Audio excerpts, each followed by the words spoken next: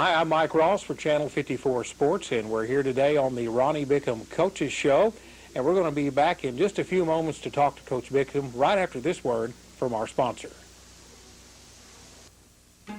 Sunspots. They're a sneaky little enemy that interrupts your sleep. They follow you from room to room and interfere with things you like to do. That's why Hunter Douglas created new Light Lines mini blinds. They keep out the light that ordinary mini blinds can't, so only the beauty shines through. New Light Lines mini blinds from Hunter Douglas. It's what you don't see that makes the difference.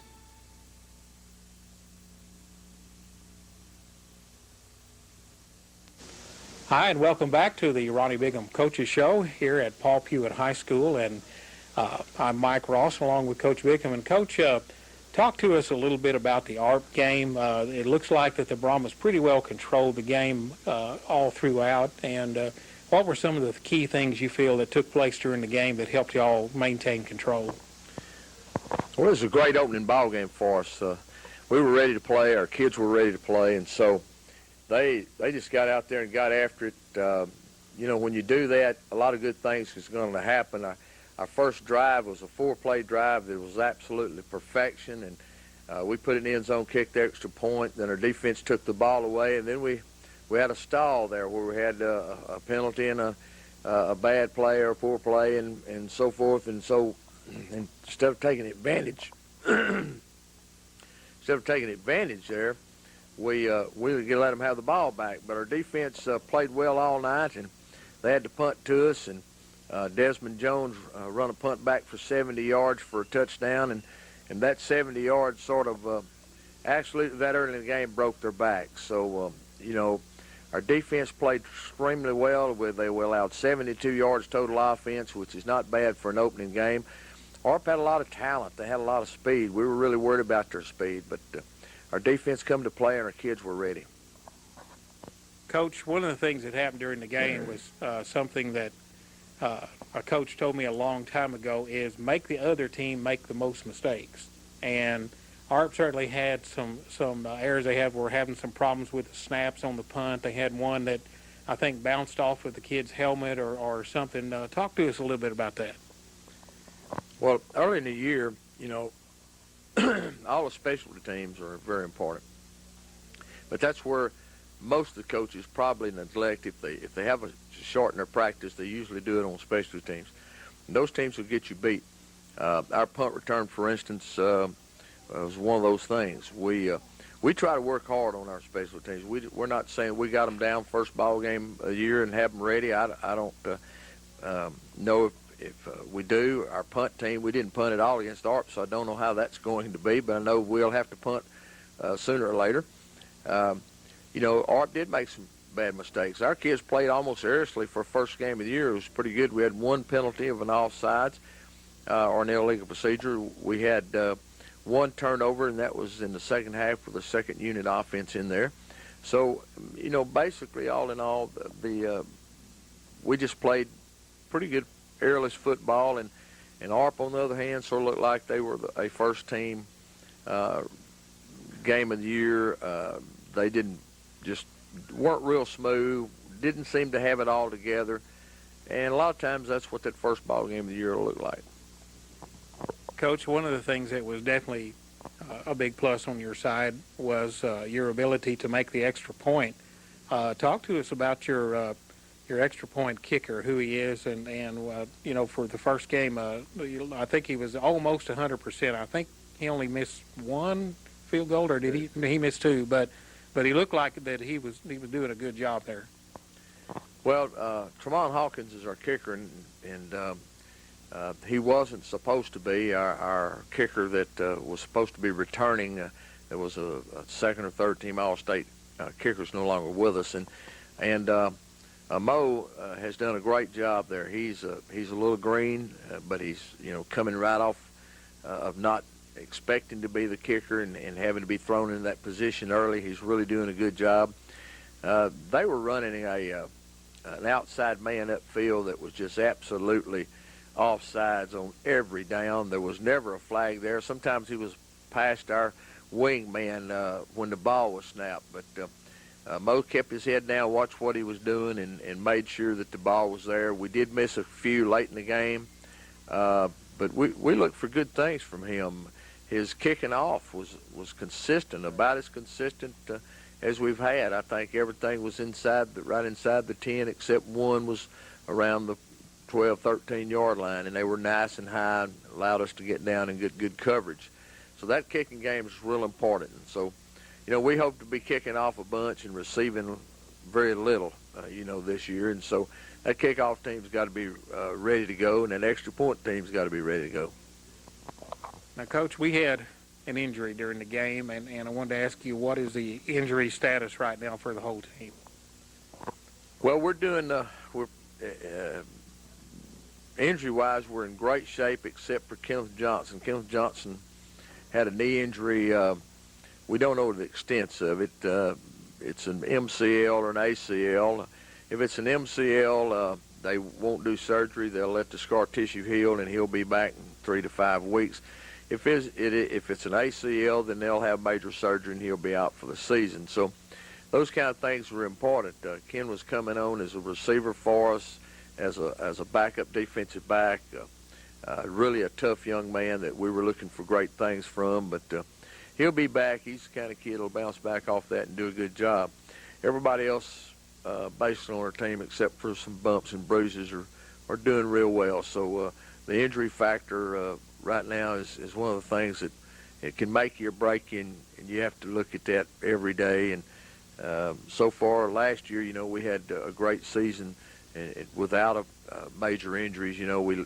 We'd have kids that missed 2 or 3 ball games due to ankle sprains or minor injuries or shoulder separations. But right now, we're going in pretty well free of injury.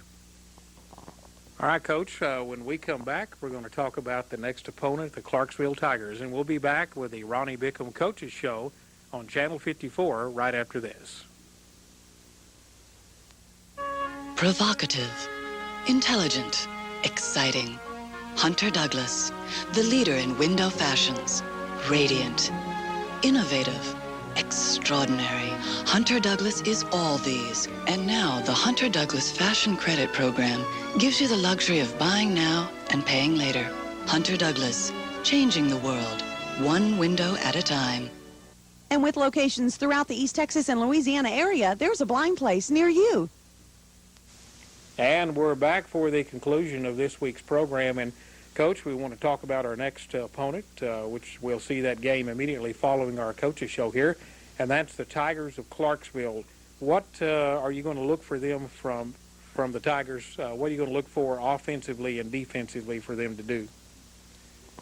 Well, Clarksville brings a little different set of problems for us. They're under a new coach, so all the things that we saw them do last year, we can throw most of those away. Offensively, they've changed. Defensively, they're very similar to what they did last year, but they're making a few changes there. They ran 3 different quarterbacks last week. I looked for a young man by the name of Watkins, I believe, number 20, I think will probably win that position. Very quick, has a good, strong arm, throw the ball a long ways. Their biggest threat is a young man by the name of Latana Hobbs. Last year he came in as a freshman, ran the ball well against us. He's probably 5'11", 200 pounds, and he's a real hard runner. They give him the ball a lot. He's going to be tough to handle. Our defense will have the work cut out for them. They have not as large an offensive line as they've had in the past, but they're bigger than we are, and probably always will be. Their premier player is a young man by the name of Marcus Dizer, which is a tight end, defensive end, number 80, 6'6", 215 pounds, and he can fly. So he's a threat offensively and defensively. He's their best defensive player. He's going to give us some problems running the sweep. Blocking him is going to give us a few problems. So they're going to present new things to us. One of the things that's a problem is coming in under a new coach, you don't really know exactly some of those secret plays that you've seen years ago by a coach that you used to play. So we don't know what's in the back of his mind, but we'll be ready for the reverse and the reverse pass and whatever else that they got. We know they'll run like art, many formations, some with no backs and trips and all those kind of things. And you have to prepare for all those, even though they may only run them one time. You still have to prepare for them. So Clarksville, we hope, will we can get zeroed in on what they do early, so we can settle down and play our offensive and defensive game. Coach, do we know how the rest of the teams in your district did last Friday night? Can you kind of fill us in on that, or do you know how they did? Well, basically, Pearland lost their opener 19-0 to a very good Detroit team. Cooper beat a Bales team 63-0. Scoring 63 points this early in the year. I don't know how good Bales is, but that's not bad, 63 points. Honeygrove lost in a real close ball game, and Rivercrest lost in a close ball game. So us, Cooper, and Honeygrove won, and the other three lost in close ball games. So our district's sort of evening up there a little bit, I think, to be a little better than it was last year. We're looking for, especially the Cooper Bulldogs, to be better than they were last year. But we're going to play them one at a time, and we sort of look over and see what they're doing, but we sort of look at next week's opponent more than anybody else, because, our objective is to get a little better every week, our kids to play their techniques and their positions a little better. One of our problems last week's blocking assignments for the offensive line. We missed several blocking assignments, and that's expected early in the year. Our quarterback, Jimmy Wilkerson, made the best of some of them, and some of our running backs made the best of some of those assignments, and still we look good. So that's a mark of having a good skilled people back there and good athletes that can make those things happen. Well, Coach, we're getting ready to close, and the guy that's supposed to be doing this interview just walked in. So I don't know if John wants to sit down here and talk to you any more than what we've already discussed. I don't know. Do you want to do that, John, or just wait till next week? Okay, he's going to wait till next week. Coach, one final question we have for you before we go. We've had 1 week of airing the game on Channel 54. What kind of response do you get from the team and from the public about being on TV, and what does it mean to you and to the school district to be on TV? Well, I think it means a lot. I got a lot of good remarks. I didn't have any bad ones, but it's good that some of our people that can't get out, that are our fans and follow us closely, will be able to see this on Saturday.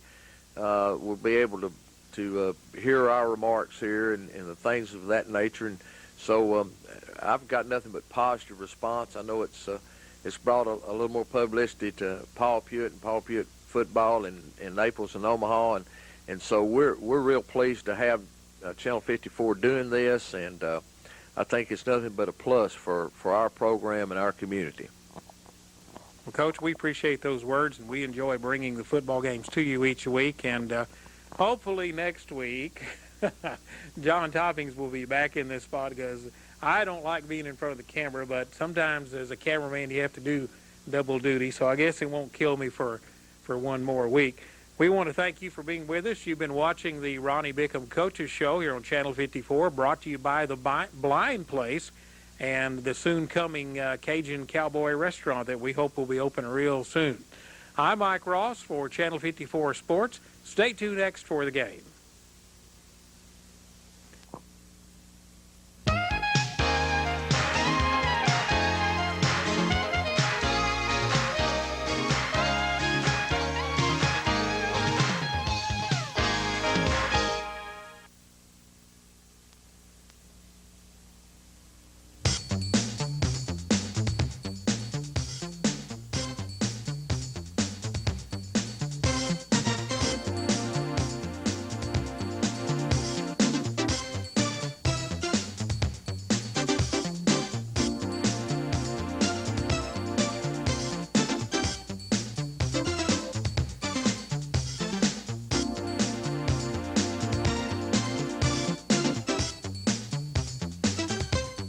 Omaha Furniture, downtown Omaha, is another Brahma Pride supporter. Start with a great selection of sectionals to meet your needs. Look at this fine selection of sofas and love seats in all decorator styles and colors. A huge selection of action furniture by Lane, from rockers to electric-powered recliners. Watch as our models demonstrate our fantastic inventory of appliances featuring Whirlpool washers, dryers, and refrigerators. And Zenith TVs and VCRs lead the way in our selection in the electronics department. Omaha Furniture in Omaha. As the largest bank in Morris County, we offer the best in banking services in our region. We have the technology and the resources to provide the same services as a big bank. Recently, we've added banking by phone and the Visa check card program to our growing list of services. But what really sets us apart is our people. Our knowledgeable, friendly staff can meet all your banking needs. We've been here and we'll be here. You can count on us. We're Morris County National Bank. Brayla Foods in Omaha is home of the Bullpen Deli. Start your day off with a great breakfast or stop by for our all-you-can-eat lunch and dinner buffet featuring our famous good old made-from-scratch home cooking, complete with salad bar and fresh-made bread. And it's served 11 to 8 daily for only $4.75. Thursday, Friday, and Saturday nights feature steak and fish specials, including all-you-can-eat catfish. Come by Brayma Foods for all your grocery needs and be sure to visit our meat market. That's Brayma Foods in Omaha, home of Brayma Pride. Freddy's Auto Repair, Highway 144, 1 mile south of Omaha, is a proud Brahma booster. Freddie Joyner has 34 years experience, with 15 of those years as an ASE Master Certified Mechanic. Freddie does all types of general and automotive repair and in engine rebuilding. They're also high performance and rear axle specialists. They offer the latest computer diagnostics. Freddie's Auto Repair, located 1 mile south of Omaha on Highway 144. Freddie's Auto Repair, another Brahma Pride supporter. Provocative, intelligent, exciting. Hunter Douglas, the leader in window fashions. Radiant, innovative, extraordinary. Hunter Douglas is all these. And now the Hunter Douglas Fashion Credit Program gives you the luxury of buying now and paying later. Hunter Douglas, changing the world, one window at a time. And with locations throughout the East Texas and Louisiana area, there's a blind place near you.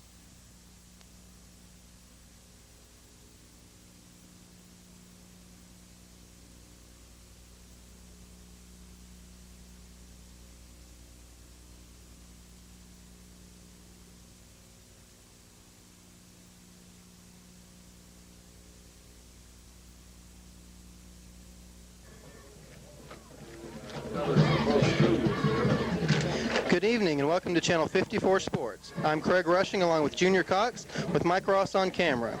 Tonight we bring you Paul Pewitt High School football between the Pewitt Brahmas and the Clarksville Tigers. Sponsors for tonight's game are Omaha Furniture, Morris County National Bank, Brahma Foods, Freddy's Auto Repair, Gladewater National Bank Omaha Branch, S-Mart, Frederick Sperry, John Paul Jones Motors, First National Bank of Hughes Springs Omaha office, The Blind Place, Omaha. Telecast of this football game is copyrighted by K54 CBTV and the Paul Pewitt Independent School System. Any copying or rebroadcast of this game without written permission from Channel 54, Paul Pewitt ISD, and the opposing school system is strictly prohibited. However, videotape copies of this or any other game may be obtained at the end of the season by calling Parable Productions at 572-0923. Now we have the Paul Pewitt Brahmas, who are going to be kicking off to the Clarksville Tigers. Number 55, Jerron Hawkins, will be the kicker. And back deep to receive for the Clarksville Tigers will be number 22, Jay Edwards.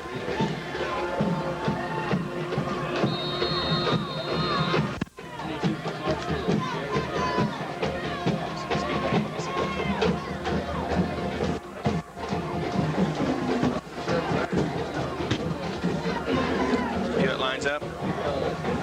And there's the kick. Number 22 picks it up, Jay. Comes around to the right. Fumbles the ball. And Pewitt. Clarksville recovers the ball. Number 6 for Clarksville. Be Jason White. Nice play by the Brahmas. It'll be 1st and 10 for the Clarksville Tigers on their own 25-yard line. Looks like number 20, Brandon Watkins, will be the starting quarterback. Number 2, split left. They're going with the 4 wide out option. There's a flag. We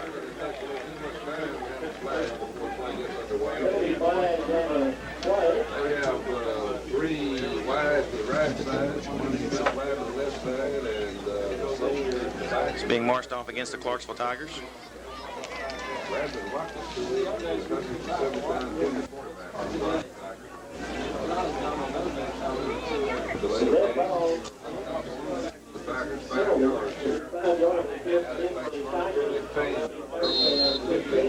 Now 1st and 15 for the Clarksville Tigers. Same formation.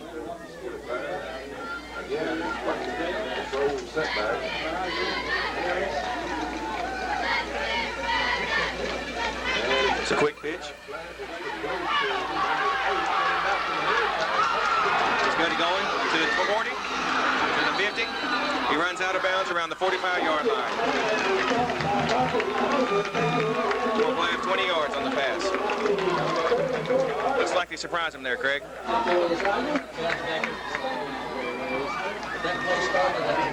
It sure did. Look, Watkins, note from the Clarksville coach that he's probably the most athletic member of the team. Nice pass and reception there for a gain of about 26 yards.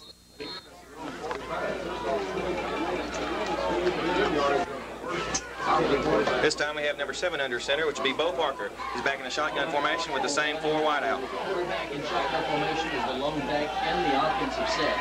He's got trips out to the right side, single set to the left. Same kind of pass. Oh, it's a fumble. Drop to the backfield. Picked up by Pewitt.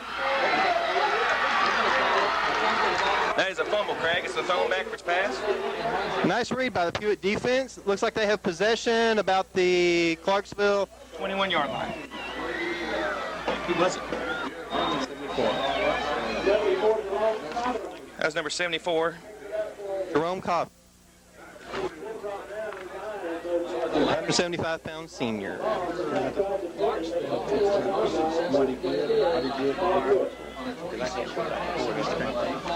It's the first down for Clarksville. Number 17, Paul Pewitt. Number 17, Jimmy Wilkerson under center. Takes the ball. It's a hands-off. Number 25, he could go all the way. This is Kenny Poore, brought down on the 6-yard line. Tackled by number 8, Marcus Dizer. 6'4". The defense. Now for the starting lineup for the Paul Pewitt Brahmas. Starting out would be number 3, Ryan Force. Number 8, Desmond Jones. Number 9, Hercules Tarver. Number 17, Jimmy Wilkerson. Number 25, Kenny Boyd. Number 37, James Gilmore. 50, Justin Manville. 55, Jerron Hawkins. 65, Lance Derrick. 69, Joel Griffin. And 72, Andy Townsend. Wilkerson keeps it himself. Gains a couple of yards. Number 25, Kenny Boyd on the carry for Paul Pewitt. He was stopped about 3 yards shy of Pewitt's first 6 points. Gain about 3. It'll be second down and 4 to go to goal line.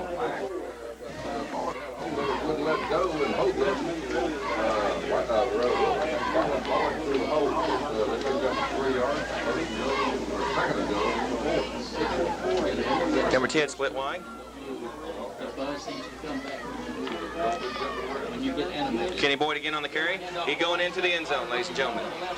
Score. That's the first 6 points for the Paul Pewitt Brahmas.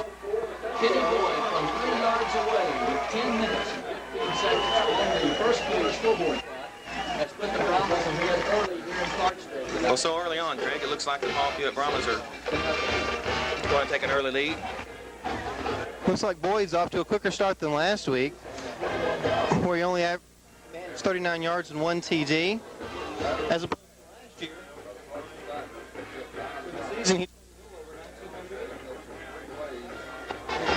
Number 55, Jerron Hawkins, will again have for the extra point. Number 11, Stephon Sperry will be holding. There's a snap. It's up. It is no good. Wide left. Wide left. So the score is 6-0 after 10 minutes and 15 seconds remaining in the first quarter.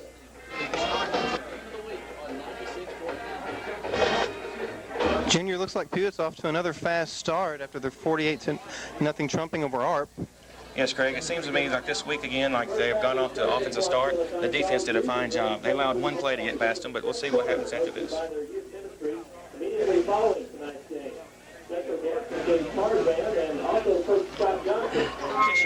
This year, Pewitt's looking to have a better preseason game record against the non-district foes. Last year they went 3-2. This year, Coach Bickham is trying to search for a 5-0 record in preseason.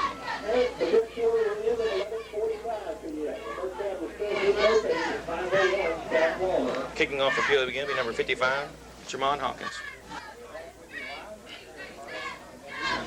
Just a little history between the two teams. The all-time record goes to Clarksville at 5-10-1, but with the recent victory by Pewitt last year, with a score of 4-8. I did not know that, Craig. And we might add that Clarksville is a Class 3A school, and Pewitt is a Class 2A school. Clarksville is probably from one of the tougher 3A districts in the state, consisting of Dangerfield, Pittsburgh, Mount Vernon, and Winsboro. We also mentioned that Dangerfield was a state finalist last year in the Class 3A, which is in their district. That's for sure. But Clarksville has always been a talent-rich school. They can strike from anywhere on the field. Home of Stacey Dillard? That's right, Stacey Dillard. Played against him myself. Big man. There's the kickoff. Clarksville, though, will try to get back to the offensive. Number 9 takes the kick. He's around the 20. He's down on the 20. Brought down by number 10, which is Kedrick White. That was Richard Harris there with the return, the change of field. Brought up short of the 20 by the Pewitt Brahmas.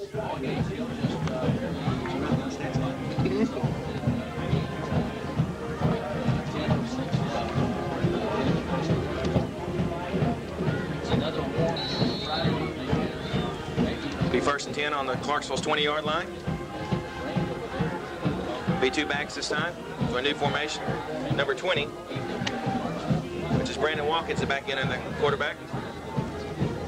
Fakes off, he keeps himself, runs into a pile of defenders for a loss of 1 yard. That was number 9, Hercules Tarver, 205-pound senior on the tackle.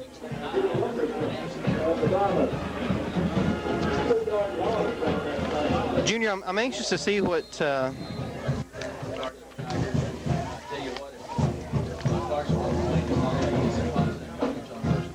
Anthony Stanley will be doing this night. Thank you for finishing my sentence. Still trying to get the names down, folks. You have to apologize for this first night. Oh, there's another fumble on the play. It looks like Pewitt has come up with it again, ladies and gentlemen, inside the 15-yard line on the 14-yard line. It's a mishap on the play, miscommunication there. Seems like it was number 4 on the carry, which is Delwin Johnson. Man, the Pewitt defense is all over Clarksville early. It certainly looks like here, Craig, that they will put on another points here, whether it be 3 or another 6. And in all fairness, we have to mention that. Clarksville is playing with about 15 of the normal slate of 22 starters. Wilkerson keeps the ball himself. He's around the left side. He sees the goal line. Brought down about the 1-yard line for a gain of 13 yards on that carry. Nice stop by number 56, Robert Williams for the Tigers. I might say here, Craig, that Wilkerson did a fine job of hiding that ball behind him. He was knocked off his feet up. Yes, it was a nice direction play. Misdirection play.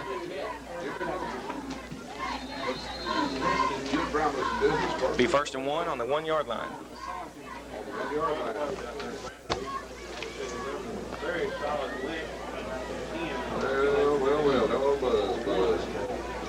All right, 1st and goal from the 1-yard line. Wilkerson keeps it himself, and he stands up in the end zone, but there is a flag. Possible holding. Ball Pewitt leads 12-0, or do they? Wait a minute, the officials are going to discuss something first. Yeah, the flag is way over there on the far side, out there by the side judge. It'll be offsides against Clarksville, and the penalty is declined, which gives the score 12-0 at 9:07 left in the first quarter.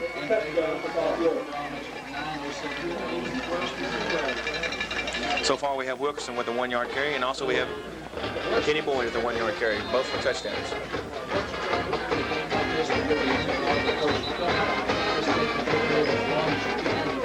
We have a timeout on the play.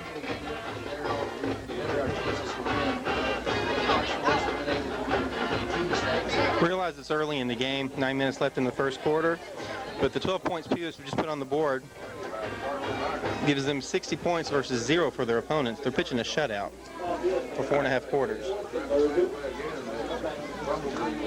Pewitt's going for 2. Hand off to Wilkerson again. Wilkerson goes in for 2. On number 11 was Keith Munn in for the quarterback. They moved Wilkerson to the tailback.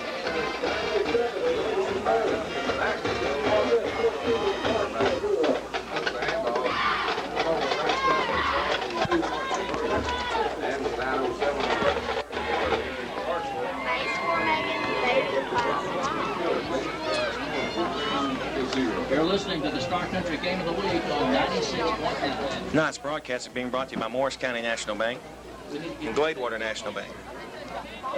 Yeah. Don't forget Omaha Furniture, Brahma Foods. Yeah, we're here.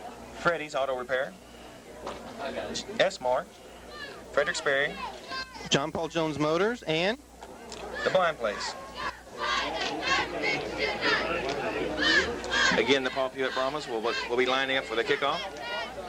Hawkins again will be having that duty.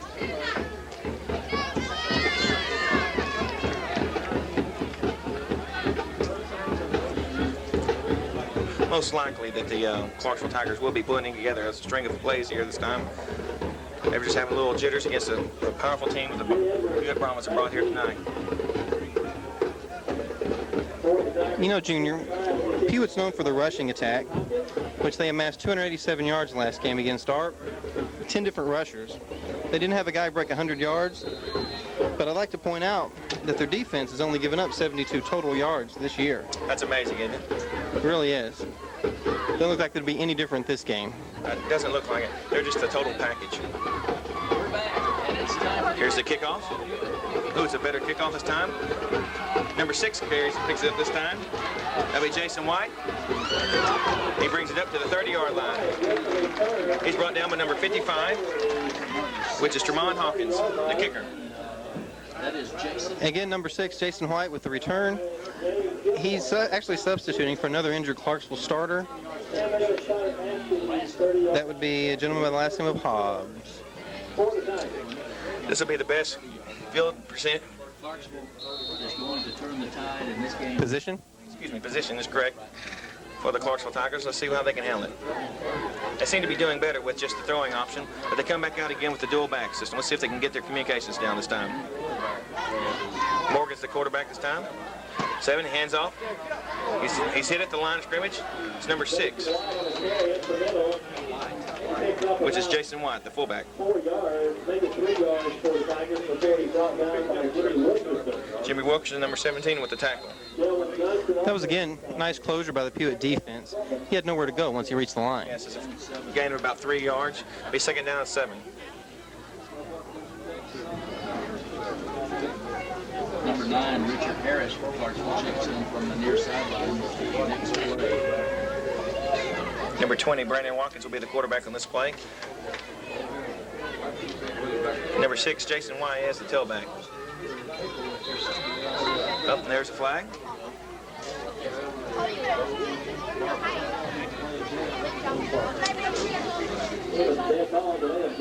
Be a delay of game for against Clarksville. They'll march the ball back another 5 yards and be second down and 11.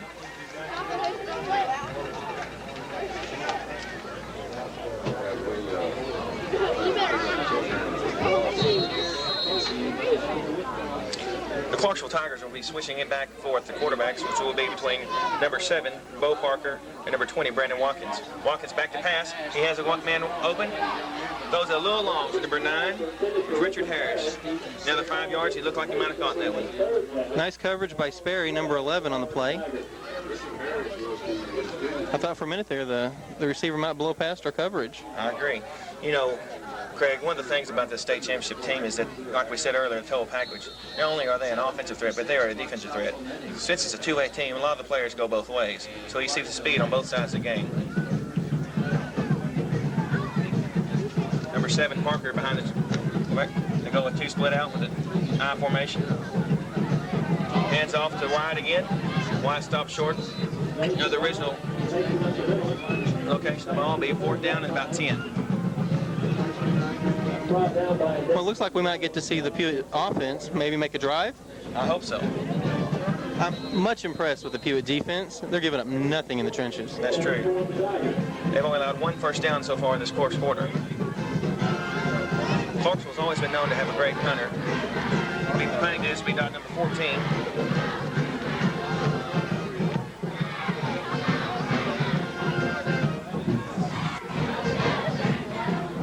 Excuse me, that's number 64. Danny Boyette on the punt. There was a fumble on the kick.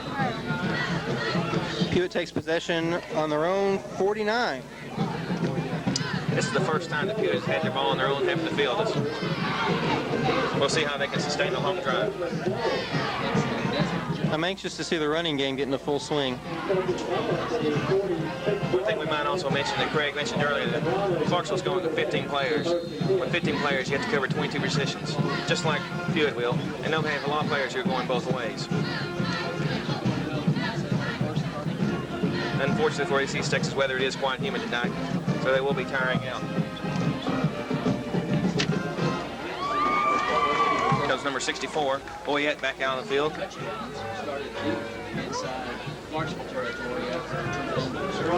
Boys lined up off sides. There's the flag. Oh, the pass is complete. Nice pass. Nice pass, number 10. Kendrick White. If Wright wouldn't have fallen down, he would have been going the whole way. But that was a pass for about 25 yards.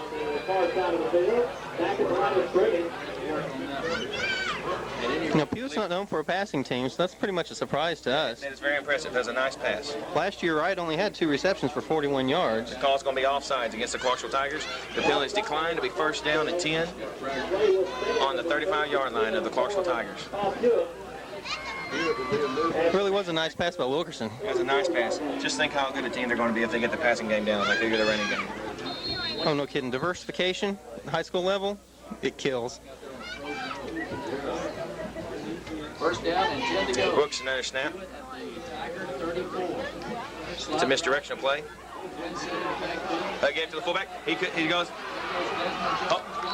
Desmond Jones down to the 14-yard line.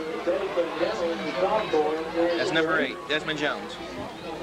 Craig, I don't know about you, but I hate to be the defender because that even fooled me. I just knew Jimmy Wilkerson kept the ball. Yeah, I was following Wilkerson. It's nice to see Jones running the ball as well as he is. He's only a sophomore. That adds another weapon. That's amazing. It's a long line of list of great running backs from East Texas. You know, you think that Pewitt would miss a guy like Ben Johnson last year, ran for a little over 1,200 yards. They have so many threats. Wilkerson back underneath center. He's got Boyd and Jones behind him. Hands off to Boyd this time. Boyd's brought down after about a gain of 3 yards.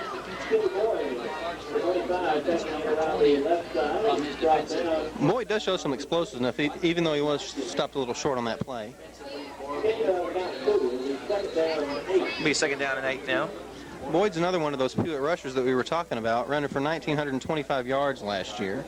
Yeah, Boyd averaged just over a little bit over 10.8 yards per carry. Yes, that's right, 10.8 yards per carry. His sophomore year, he averaged 9.3. I think it's kind of an odd stat that last game, he only ran for 39 yards. That just goes to prove to you how diverse they are. It's nice to keep a Wilkerson talent like that on the shelf. He keeps going, and that's for a touchdown. What a show of strength. Just amazing. He blew through 5 guys. Now, Wilkerson comes in at 6'3", I think 220. I think you're right. Excuse me, 230. So you underestimated. And he's the quarterback, man, ladies and gentlemen. This just goes to show that the numbers really don't mean anything. You know, we got the 2A state champion Brahmas taking on the 3A Clarksville Tigers. You'd think Clarksville will be a little bigger and a little stronger just because they have more people to choose from in the school district. But man, I tell you, Pewitt is just manhandling them at this point. Hawkins again for the kick, and this time he's successful. The score will be 21-0. And 5:31 still left in the first quarter. 5:31 remaining in the first quarter. 21 to nothing. We'll be back.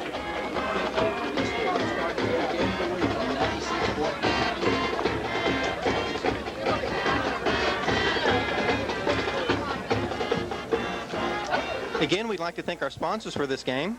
They are Omaha Furniture, Morris County National Bank, Brahma Foods, Freddie's Auto Repair, Gladewater National Bank, Omaha Branch, S-Mart, Frederick Sperry, EDS, John Paul Jones Motors, First National Bank of Hugh Springs, Omaha office. The Blind Place in Omaha. Well, Coach Bickham really ought to be proud of his boys this morning. They're really putting on a show, not only defensively but offensively. I really don't think he's feeling much stress there on the sideline. No. Looks relaxed, headset on. Now, we might ought to mention that tonight's game, that the Clarksville Tigers do have a couple of players who are hurt out here. Number 10, Johnny McGuire, he's out, and one of their best tailbacks is hurt tonight, and the coach didn't know whether or not he get to play. Toy Hobbs, Montowns, excuse me.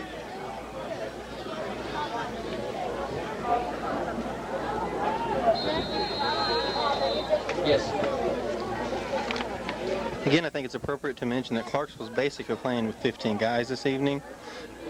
They're going to be pretty tired, I think, by the end of the game. Back again to receive is number 22. There's the kick. We're back in the kickoff. The kickoff, and the kick has gone out of bounds, and there's a flag. So this will represent the best starting position for Clarksville at this point. Right, they'll take the ball over on the 35 if they choose. I believe so. They're taking the penalty option and taking it out on the 35. You know, Greg, they might. Well, I keep looking. This. Coach is thinking it over. They're keeping Watkins on the sideline, their star player. Here's the umpire with the call. I do believe Clarksville's going to be taking the ball again onto 35. No, they're going to make them re-kick it. That may be a good option, Craig, because that's where they've got their most yards out, is out of their kickoff routine. The penalty is illegal for Signature for the kickoff going out of bounds. Over the Clarksville Tigers.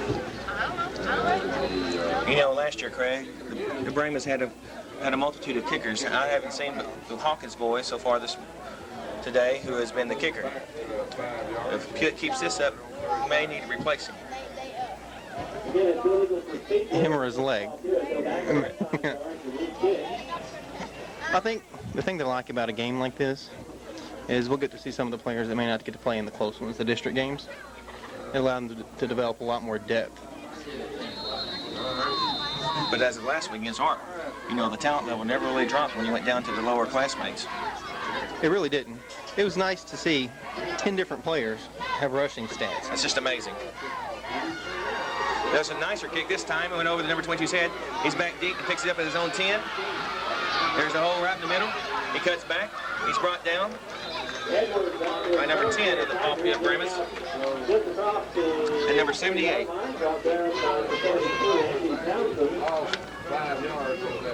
Actually, Junior, I believe that was number 72, Andy Townsend on the tackle. That's right, Andy Townsend, 172. At any rate, Clarksville will put it in play first and 10 at their own 30. Number 20, Hawkins will be the quarterback. Junior, I'm looking for the Pewitt leading tackler, Anthony Stanley, to break out and do some damage here. Yes, he had a great week last week. Boyd over here on the quarterback. It's a sweep to the left. Again, nothing much happening. Maybe a little bit more than a yard. That's Jason White on the carry. He's been handling the bulk of the load.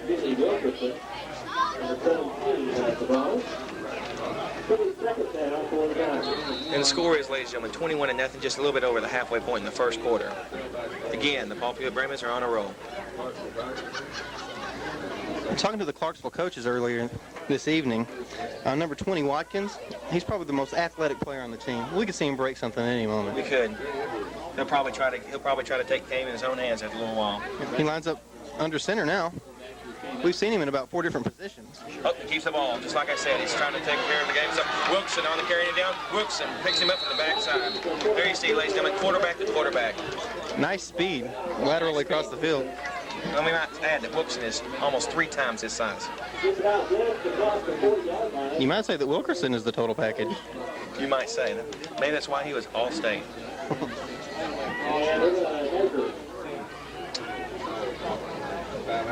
There's a timeout. The referee, they're calling the timeout for the measurement. Now, this is a rare occurrence so far tonight. So far, the Clarksville Tigers have received 1 first down. Looks like they might be settling down a little bit and putting together a sustained drive.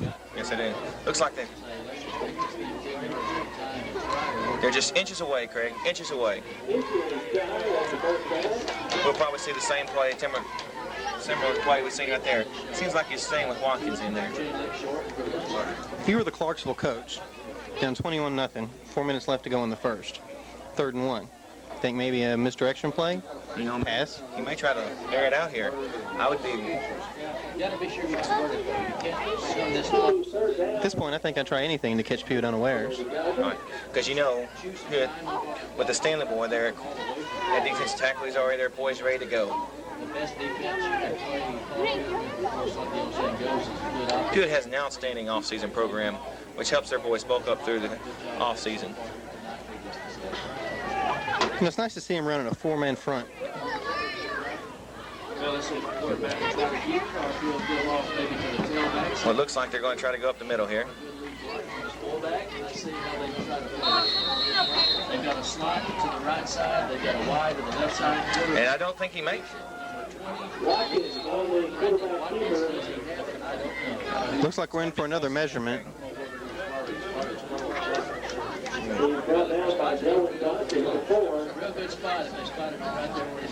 Boy, they gave him a real nice spot of about a foot. Looks like he has it, ladies and gentlemen.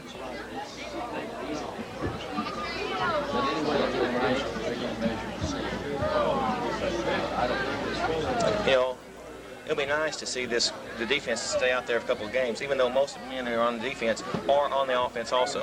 There it is, first down, ladies and gentlemen. Be 1st and 10 on the 41-yard line of the Clarksville Tigers. Watkins again is going out as quarterback. 3:53 to play, first period. Nice work by the men on the chains there. Yes, it was. Very quick.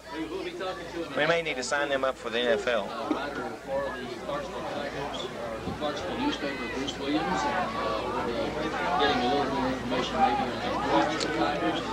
There's a pass to the tight ends, a little bit to the back. We called it, didn't we? Yes, we did. That pass was to number 8, Marcus Dizer. It's a little bit behind him.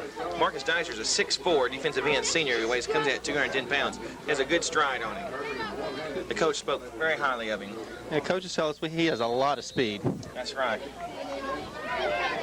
You know, you might say this, coming back from East Texas all along, that Clarksville has always been a very talent-rich school district. I think we both mentioned that we played against him in high school a little. Watkins again in the center. He pitches it out to James White. He's hit behind the line of scrimmage, though, by number 17, Jimmy Wilkerson. Also helped by Number 4, Delwyn Johnson. Yeah, now moving things back, it'll be down, it'll be 3rd and 13. Can't say it enough. That was, again, great speed to the ball.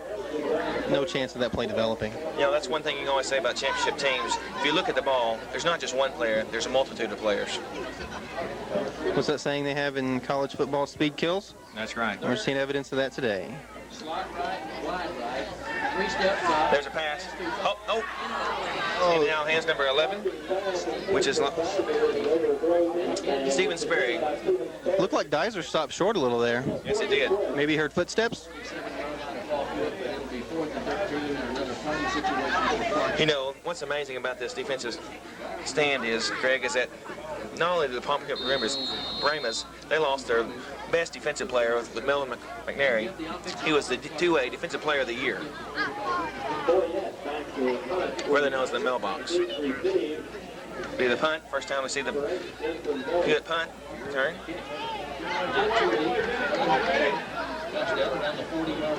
It's a nice punt. Be the deepest possession for the Paul Pewitt Brahmas tonight on the 39-yard line. With 2:39 remaining in the first quarter. You know, it's interesting you mentioned McGarry. Pewitt also lost Ben Johnson, their second leading rusher. Fantastic season last year. Yes, we might add that they've replaced him with, looks like Jones, a sophomore running back who had a fine week last week with a couple of touchdowns and just under 100 yards. Yeah, and he looks like he has it this week. I like his speed around the corner. It's amazing. Pewitt likes to run this misdirectional play with a combination of three backs, the quarterback and the fullback and the tailback. Again, they hand it off to Kenny Boyd, number 25. He's around the end. He's out by himself. He's past the 50. He's trying to be brought down on the 38-yard line by number 12. Again, it's just amazing how fast he turned the corner. It's amazing. That'll be for a 21-yard gain. Be first and 10 now for the Brahmas on the Clarksville Tigers 38-yard line. It's got to be a nice feeling as coach to have backs that deep.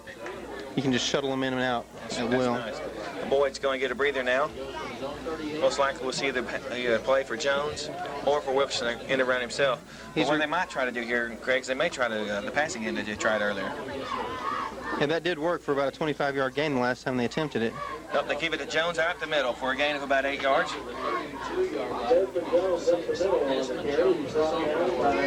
Excuse me, make that 5 yards.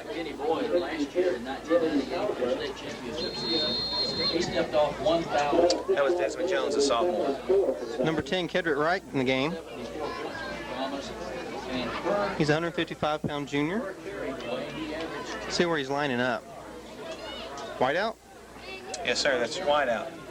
In the backfield, we have number 30, which is Mitch Gibson and Jones. It's a pass this time. Looks like he's going for number 10. Oh, the fingertips in the end zone, ladies and gentlemen. Great effort. Kedrick Wright. Now, I like the way he stretched out for the ball. Showed no fear. No fear. When I thought he wouldn't have a chance, his fingertips touched it. A little reminiscent of Desmond Howard in the Michigan game. Just a little bit. So now we see Wilkerson, who's 1 for 2 for the night.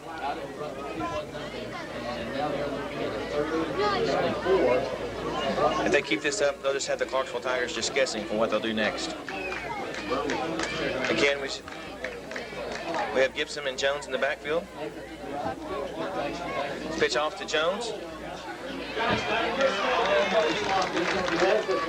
Nice open field tackle there by number 20, Brandon Watkins. We've said his name a lot tonight. Yes, we have. He's the starting quarterback also. Like the coach said, he looks like to be the all-around athlete too. Well, I think we've seen him at quarterback, tailback, fullback, linebacker. I think so. It'll be 4th and 1. It looks like the Fighting Bulls are going to be going for it. Most likely it'll be a Wilkerson up the middle. This brings out Wilkerson, Jones, and Boyd in the backfield. Right on that wide out. Wilkerson right up the middle, but there is a flag on the play. Just an observation. Wilkerson looked like a giant on that play. Standing up along the Clarksville line. Over the whole line. It's not often that you see the largest player as your quarterback. There's a penalty on the play. Offsides against the Clarksville Tigers. Most likely will be declined. Be first down. Nice push by the Pewitt offensive line on that play. Looks like they moved the Clarksville line back, 2-3 yards before there's contact made? No, they are going to accept a penalty, which gets them a better position, which is going to leave them down the 29-yard line. I must apologize for that mistake, ladies and gentlemen. Be first and 10 on the 25-yard line. 1 minute left here still in the first quarter. have Boyd and Jones, and Wilkerson again in the backfield. Wilkerson sets, hands off to Boyd. Boyd's white goes in for a wave about another 10 yards. Could be another first down for the quarter. You know, you get spoiled by that kind of run by Boyd. You know, that goes back to that 10-yard average, and that's basically what he got on the play. I agree. That'll be for a first down. It'll be the first and 10 on the 13-yard line. Seems to be a good turnout from both sides, from both teams tonight, ladies and gentlemen. Yeah, looking across at the Pewitt side, we really don't see any empty seats. Nice turnout for the, what, hour drive from Omaha Pewitt?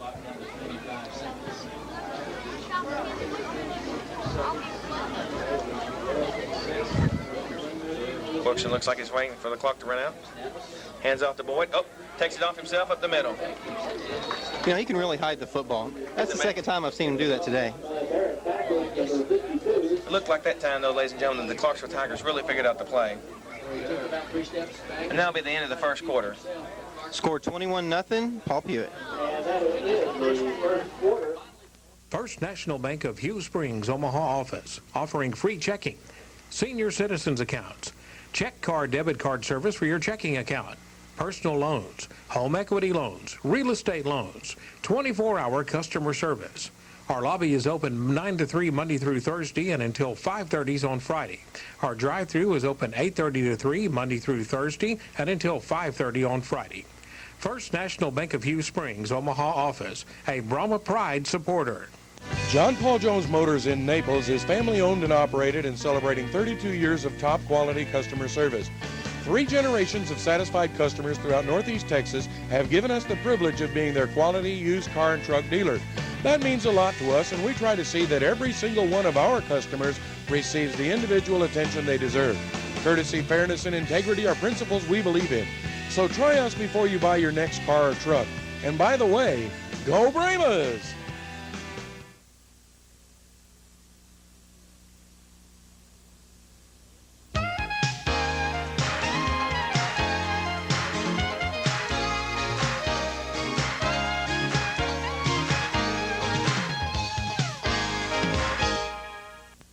I'd like to welcome you back to the Paul Pewitt Brahmas versus the Clarksville Tigers. This is the beginning of the second quarter.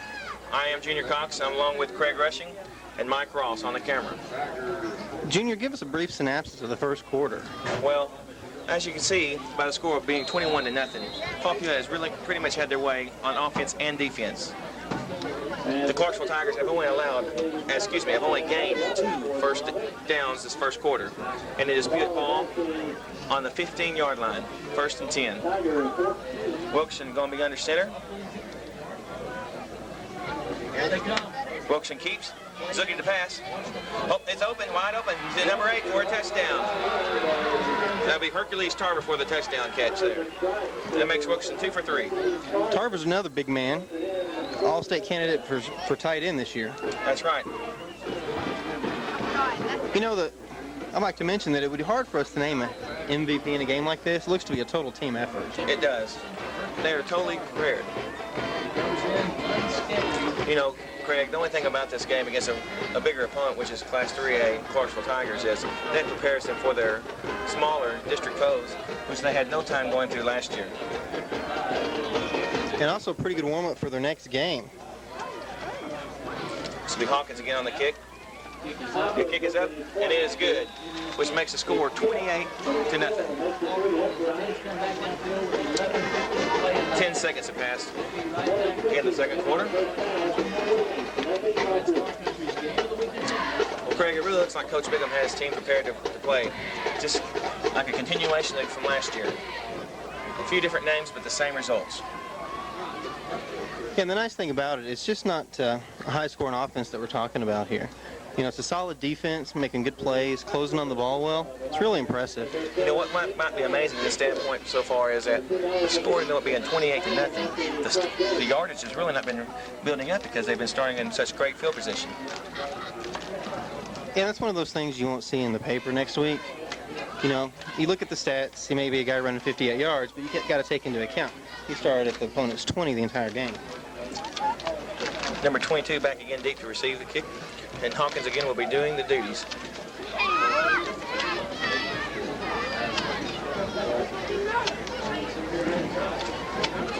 Jay Edwards back to receive the kick. Edwards has done a great job so far of returning the kicks, which has been Clarksville's best weapon so far. They've averaged about 15 to 20 yards each time they return a kick.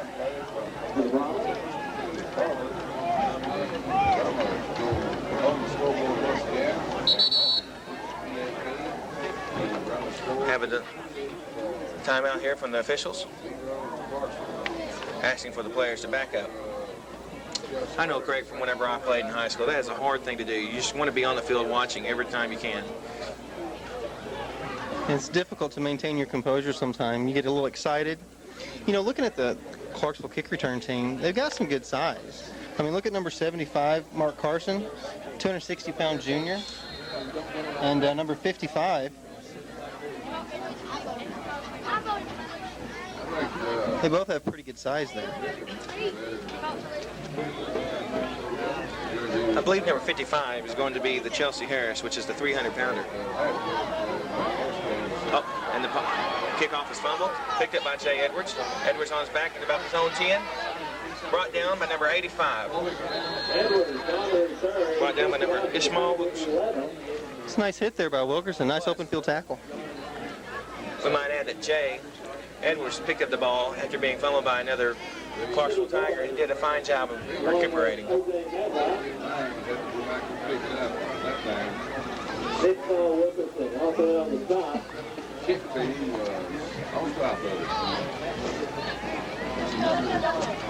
And again, poor field position for the Clarksville Tigers. We only hope that they can sustain a large drive. You know, this time's number 7, Bo Parker, under the center.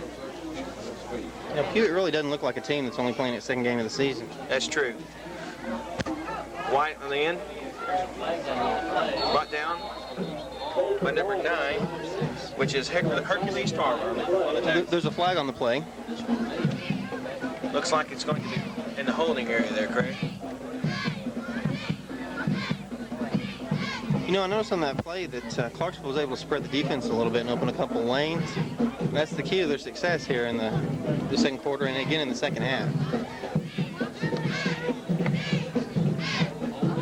Holding against the Clarksville Tigers. Hate to see that. It's going to push them back even farther back. They'll be half the field goal distance, but you're putting them about on the 8.5-yard line. Hey, you're 1 for 1 there on the calls, partner. Hate to say it, but I had me in the calls myself.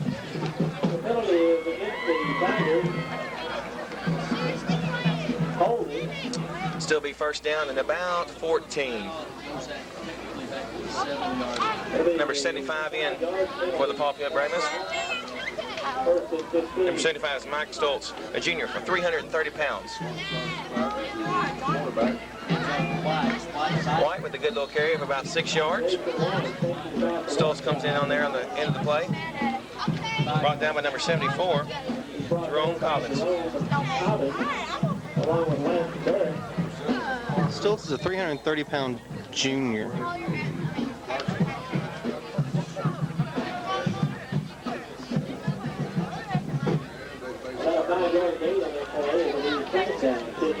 Be second down and 10 for the Clarksville Tigers. This time, Parker again under center. Hand off again to White, right up the middle. Brought down by number... Hit right at the beginning of the line. Looks like the tackle was made by Anthony Stanley. That's right, Anthony Stanley, the big fullback for the Pewitt Brahmas, who's playing nose guard also. You know, Stanley last week was the star on the defensive side. Yeah, Stanley led the team with 7 tackles last week, but you got to mention that you had 5 others with 5. So again, another example of the swarming Pewitt defense. Impressive. I don't know what the stats are so far, Craig, but it can't be more than 30 or 40 yards combined total offense with the Clarksville Tigers. And probably not that much more from Pewitt. No. Again, that's that field advantage. It's a pass. And the pass is dropped to number 8. Marcus Kaiser, the big tight end for Pewitt Brahmas. They're trying to hit him Broken up nicely there by the Pewitt secondary. Number They 30. closed on him quickly. Which is Mitch Gibson. Gibson has seen some time at tailback this afternoon. It's 4th and 9 for the Clarksville Tigers. And here comes the punt team. Back deep to receive the punt will be number 8. Desmond Jones. Desmond Jones, a sophomore. Desmond's done a fine job. First time I've seen him this year, ladies and gentlemen. So, Junior, as we wait for the punt, what do you think of your first broadcast? Punting from the goal line. Taken at the 38-yard line. Nice play by the Clarksville special teams. That's right. Return of about 1 yard. Kick was caught by number 11, Stephen Sperry. But again, ladies and gentlemen, as before, the Pewitt Brahmas will have great field position on their own 38-yard line. That was number 22, Jay Edwards, on the tackle.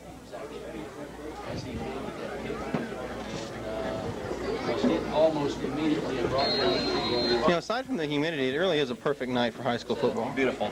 I don't know of anything else I'd rather be doing than watching a Friday night East Texas high school football game. Wilkerson again under snap. Under share, excuse me. Jones and Boyd in the backfield. Seen this formation many times tonight. Hand off to Boyd right up the middle. He's gaining it. He's up for about 15, 20.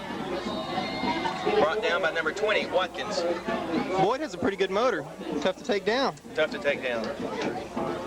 Watkins saved 6 points right there. You know, what's amazing, Craig, is that Wilkerson and Boyd, it's not that their outstanding speed's what's getting their yardage and their touchdowns. It's their amazing power up through the field and knocking off defenders. And it wouldn't be fair not to mention the offensive line of Pewitt open up those crater-sized holes. It's amazing. Against the same formation with Boyd and Wilkerson and Jones in the backfield with Wright split wide right. Fumbled. Wilkerson picks the ball back up, though, and running for a gain for a couple. So you think maybe that was a fumble Ruski? No, I don't think so. I believe that was a true communication error. Yeah, you got to give our guys the benefit of the doubt. That's true. You know, with this same formation that they have here, Craig, it's kind of like seeing deja vu. The only problem is you don't know which back to follow. They don't run a routine setup. One will go one way, one will go the other. And then the quarterback, well, sometimes you have to watch him because he's excellent at hiding the ball. Wilkerson again under center.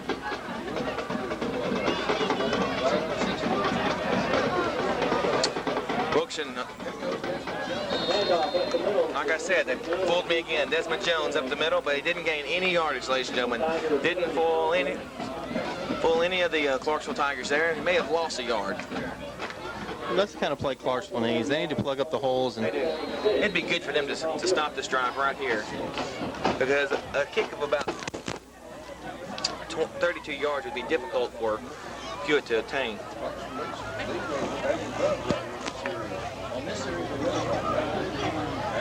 Again, we see Jones and Boyd. It's 3rd and 6 for the Brahmas. Nice stand by Clarksville. Going out for the option. Wilkerson keeps up by himself. Wilkerson decides to keep himself, and he gains about 2 yards, which will bring up 4th and about 4. So again, Junior, you have the opportunity to play coach. You would go for it with this offense. There's nothing to lose here. Why would they kick it? You know, unless they wanted to get some practice for their field goal team, which could come in to help them off later off in the year. What would you do, Craig? Pooch kick? I don't think we've seen that one in a few years. But from this town, you never know. I believe I'd go for it as well. You got nothing to lose. Since they're lining up. Wilkerson looks like as though they're going to pass. And this Hercules pass was to Hercules Tarver. It's just a little low. So we'll see the Clarksville Tigers. Oh, but there's a penalty on the play. And it's holding against the Paul Pewitt. Most likely the Clarksville Tigers will decline it, and they have. It'll be 1st and 10 on their own 13-yard line.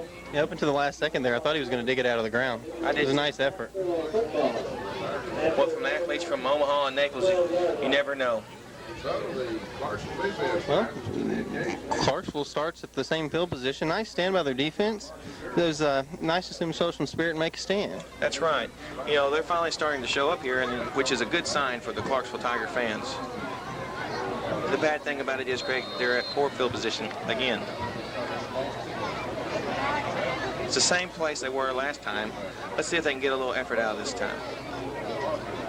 Watkins is split right, left. Parker under center.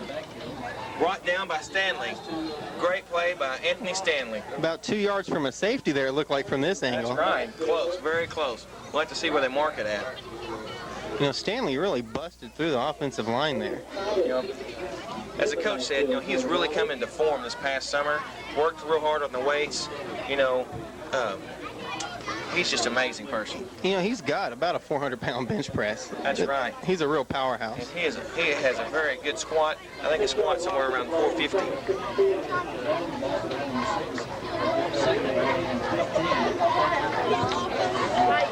Be second in about 16. Looks like they're bringing everything into the house this time. Oh, miscommunication there. Knocked behind the line again. Very close to a safety. It was hard to tell who made the tackle. There were several bodies on that play. Just swarming. Looks like we have a Clarksville Tiger down. Looks like that's number 8, the tight end, Dizer. We always hate to see that. Again, in the second quarter, 5 minutes and 52 seconds. It's 28-0. Paul Pewitt Brame is ahead. Again, let's take time to mention our sponsors. Would you like to say thank you to Omaha Furniture, Morris County National Bank, Brahma Foods, Freddy's Auto Repair, Bladewater National Bank, S-Smart, Dr. Frederick Sperry, John Paul Jones Motors, First National Bank, Hugh Springs, and the Blind Place, Omaha location. And this is Junior Cox and Craig Rushing, along with Mike Ross from Channel 54.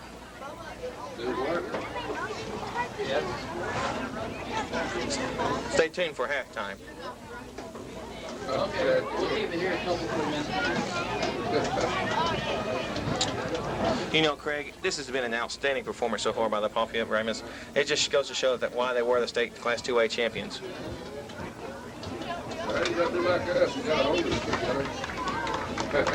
You know, again, it's a nice total effort by offense and defense. We couldn't have asked for a better defensive showing in our first broadcast. That's true.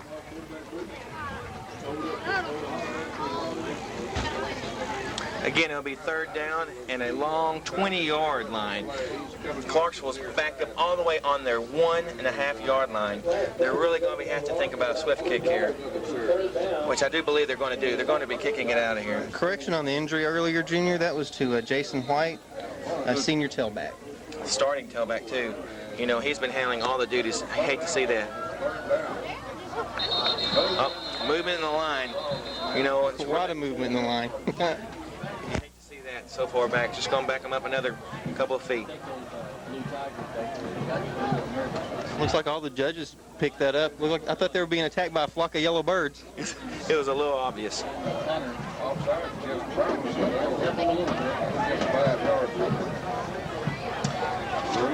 Like you said earlier, Craig, this really is causing us problems with trying to keep out just who a star is. The whole team is just shining brightly. You know, in most 2A schools our size, you usually see 1, 2, maybe 3 stars. It looks like we have a whole handful. It's amazing. I mean, who do you focus on if you're the opposing coach? Again, there'll be number 5 back to kick. As a low snap. Oh, looks like it was partially blocked. Have a flag on the play. We have another man down by Clarksville. It looked to me like, though, that Paul Pewitt Brame must touch the ball. I don't know what the flag would be for. That was number 5, Jonathan Nickerson, down and quickly back up on the play. We will be roughing the kicker, even though we...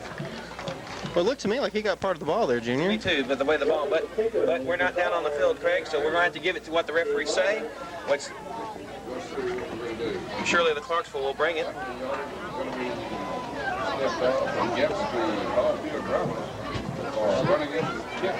That'll be an automatic first down. New life for the Clarksville Tigers. Life brings the ball out to about the 22-yard line. Now being up for the third first down for the Clarksville Tigers in the first half alone. You know, that's really the first mistake we've seen Pewitt make all game. Yeah, but it's hard to tell a young high school boy that that's a mistake, going after the kick in the end zone like that. Well, I think as a coach, you'd rather see him be a little over-aggressive than timid. That's true. And that's one thing about these Bulls. They are very aggressive. Didn't go any very far, number 12. Again, Stanley in the backfield finished him off. That's amazing. Did you see how the young man almost didn't go down? He was spinning on his head. Amazing. A lot of effort there. That just goes to prove, you know, you never stop moving your feet. Haven't seen that move since the early 80s. 15-yard line, -7. Much less with 4 guys on you.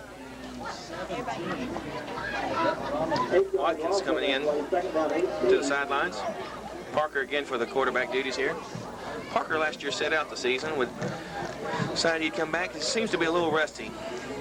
But here lately it seems to be coming on his own. Hit hard. As soon as he throws it a little bit long. They had a receiver open on the play. I thought they hit him. Boy, he paid for that play, though, coming up very slowly. Hitting him, it was number 74, Jerome Cobbins.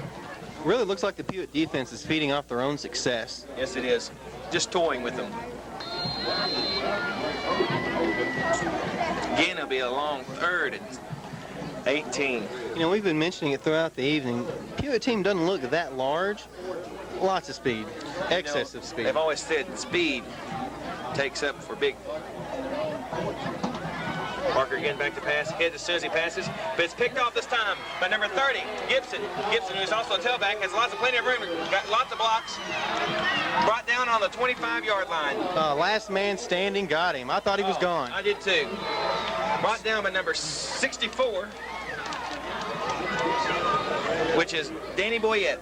That was just a super return by Mitch Gibson after an interception. He read it all the way. That's right. You know, but the bad thing about it was Parker seems to really be getting a group throwing the ball, but he has got hammered the last 2 times he's gone to throw it. It's not like he was throwing a wounded duck. No, they were beams. It was a beautiful spiral. Pewitt again with good field position on their own 25-yard line as Wilkerson under center. Hand off to Boyd again. Boyd brought down about a gain of about 2 yards. You know, Junior, you mentioned earlier, it looks like they're running out of the same set. There's a lot of misdirection in there. Very tricky, very tricky. You know, you'd think that a team would have more formations to diversify. But, you know, if you think about it, with one formation, with so many options, it's mind-boggling. Keep it simple. Which probably helps with the small group of players as the Bulls have here. Wilkerson again in center. You know, and then you add in the talent level. Boyd again on the kick, on the sweep. The gain of about 14 yards. You can easily see why Boyd averaged over 10 yards per carry last year. First down for the Primos. Yeah, you look at a run like that straight up the middle, you know, it's not a sweep where he's got daylight. Yeah, I think I saw him dodge 4 or 5 bullets there running through the middle. I know, but, you know, with Boyd running the ball, it seems like he's always carrying 1 or 2 around him until he breaks free. You always think he's about down, and boom, there he is. He's going for a long run. 3 minutes left in the quarter. The Brahmas again, 1st and 10. This time Jones for the carry. Sees it cuts back up the middle for a gain of a couple of yards. You know, the Pewitt offensive line, they may be the MVP of the game. They're just moving them. You know, they're very, very a deception there because Pewitt line is not that big. In fact, most of the backs are bigger than him. But, you know, quickness and power comes in small packages. When you look at the Clarksville line, they kind of tower over ours. Looks like Lynn's coming in for quarterback.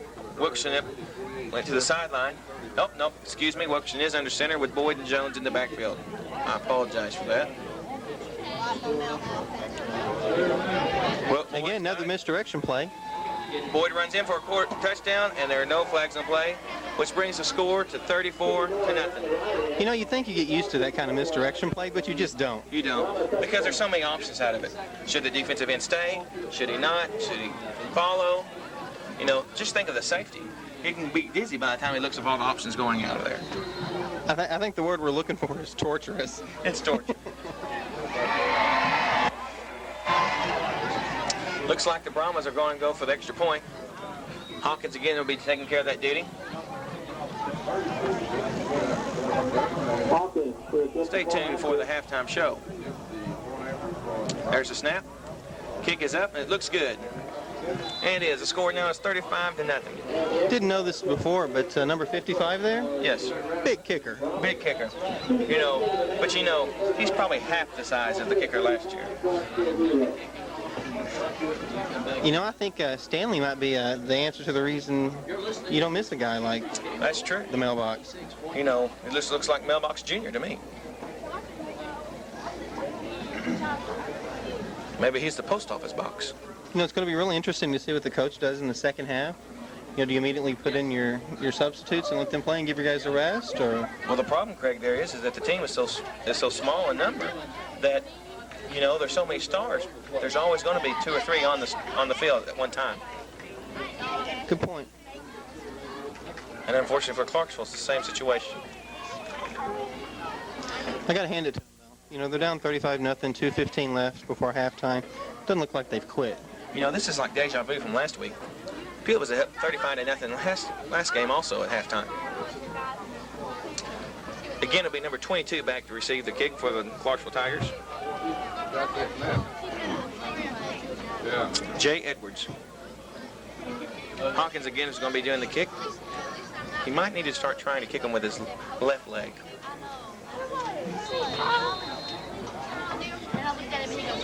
You know, it'd be nice to see Clarksville do something positive on the last drive here. I would. I'd like to see him score here. Special teams has done a great job also. Really, the only thing you've seen against the Bulls is that one holding call and that one roughing the punter. Good kick. Number 20 picks up the kick. It goes on the outside. That's Watkins, the quarterback. Brings it up to about the 32-yard line. About a 20-yard return there to the 32-yard line. Again, they have pretty good field position off of the kickoff. Let's just see if they can capitalize with 2:06 left to play in the half. We'll see if Clarksville maybe tries to open it up here as they're closing to the quarter. They really got nothing to lose. You know, I've started to notice that some of the Bremen fans have got these red flashing lights to support their team. You know, last year we was playing against, I was at the Dangerfield versus the Greenville team. Greenville Commerce, and the whole Commerce crowd had these flashing lights. But the sad thing was they were beaten, and they all had to turn them out. There's Edwards on the carrier, trying to hold the ball and getting a little yardage. That's very dangerous in this situation of a game. That was number 55, Tremont Hawkins, with the stop in the backfield. That gets a little extra duty out, other than being the kicker. And again, he came from the other side of the field there and caught him from behind.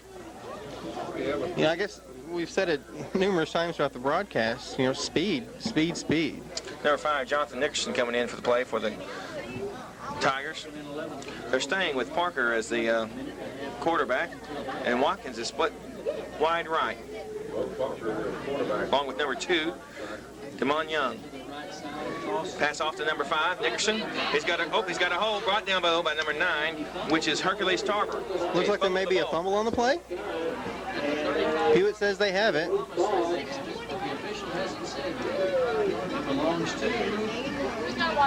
Paul. Thought the referee indicated Pewitt's ball. Saying the ball is down. Saying the ball is down. It's hard to tell from here, Craig. You know. Yeah, that would have been the fourth fumble that we've seen by Clarksville. You know, we may be seeing the mercy rules come in. Thought they only did that in Little League. What can I say? It's hard to tell from up here. It's a clear night, though, here on Friday night, September 10th. Clarksville again, 3rd and 7 this time. Go back to pass. Oh, no. Ends up right the middle, but he does not go anywhere. He gains a half a yard. Bring up 4th and 6. That was number 5, Jonathan Nickerson, 150-pound junior with the carry. Jason White, who was hurt earlier on the play. We haven't heard any outcome of what happened to White, but we haven't seen him on the field either. And that's the first half of the play. The score is 35-0. At the Gladewater National Bank of Omaha, our friendly employees offer you over 35 years of combined banking experience and are eager to help you with all your banking needs. Whether it's CDs, an IRA, traveler's checks, checking or savings account, a safety deposit box, or a business or consumer loan, you'll find it all at Gladewater National Bank of Omaha. Combine that with the convenience of a drive-through, commercial window service, and our convenient hours, and you've got it all. That's at Gladewater National Bank of Omaha, Highway 67, downtown. S-Mart of Omaha, Highway 67 and 259, another Brahma Pride booster. Open 24 hours forever. We feature gasoline and diesel, fresh delicious food from our deli, soft drinks, milk, bread, and snacks. Friendly people waiting to serve you at our checkout counter. Need to rent a movie? Look at our big selection. And we own our own laundromat right next door. We're a proud Brahma Pride booster.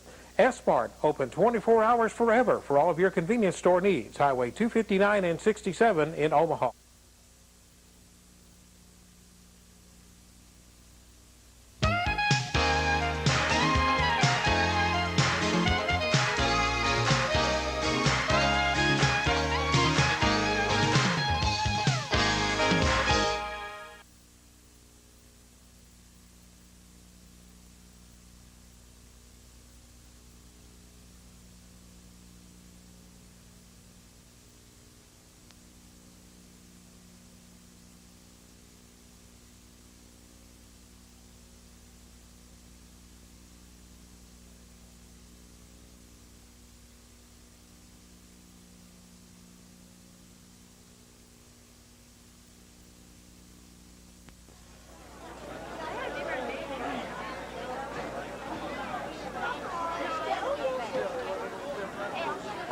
And ladies and gentlemen, this is Mike Ross, your cameraman, and we're getting ready for our halftime performance here.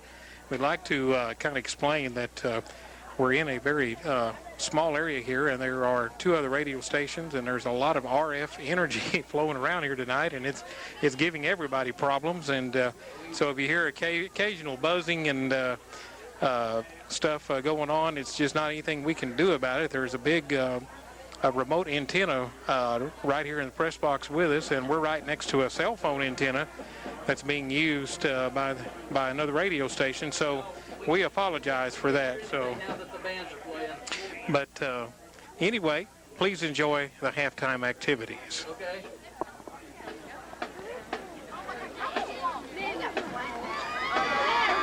Ladies and gentlemen, as part of your halftime entertainment, we proudly present Morris County's Band of Distinction, the Pewitt High School Marching Band.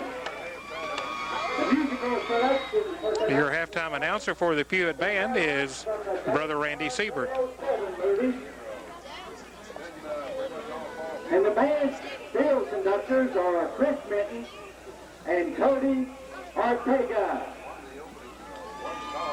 Is the band ready, Mr. Minton?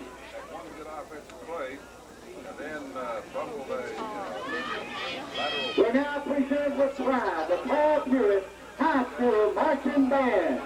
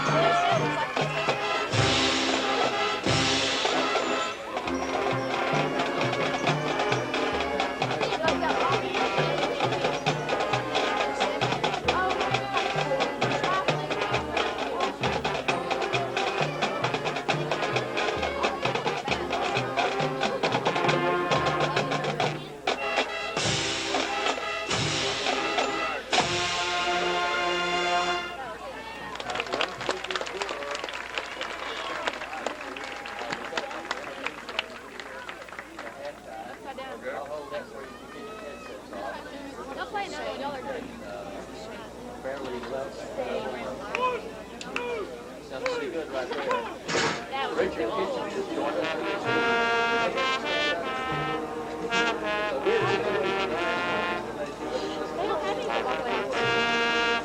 Richard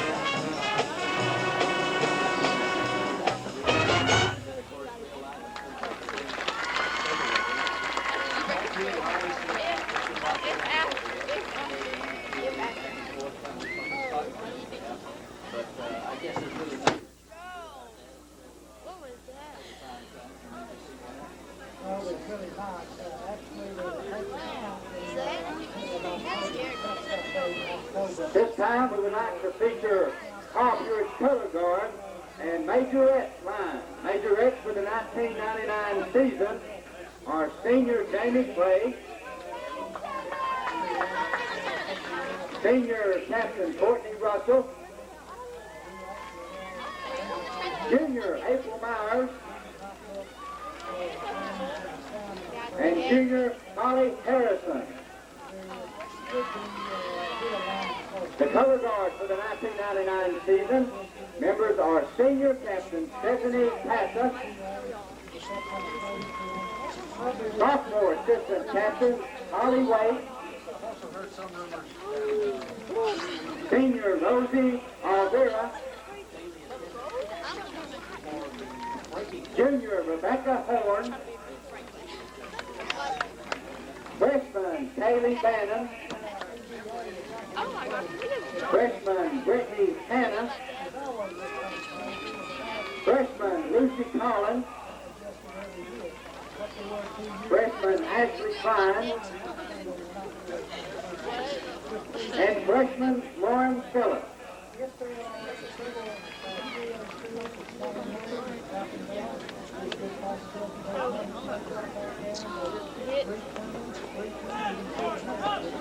I could forget.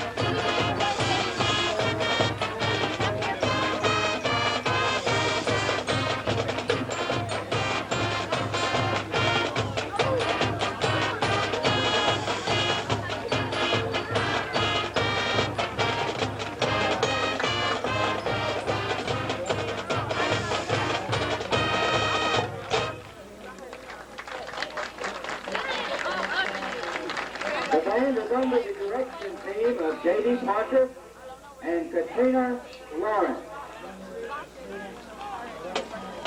We'd also like to give special thanks. Omaha Furniture, downtown Omaha, is another Brahma Pride supporter. Start with a great selection of sectionals to meet your needs. Look at this fine selection of sofas and love seats in all decorator styles and colors. A huge selection of action furniture by Lane, from rockers to electric-powered recliners. Watch as our models demonstrate our fantastic inventory of appliances featuring Whirlpool washers, dryers, and refrigerators. And Zenith TVs and VCRs lead the way in our selection in the electronics department. Omaha Furniture in Omaha. As the largest bank in Morris County, we offer the best in banking services in our region. We have the technology and the resources to provide the same services as a big bank.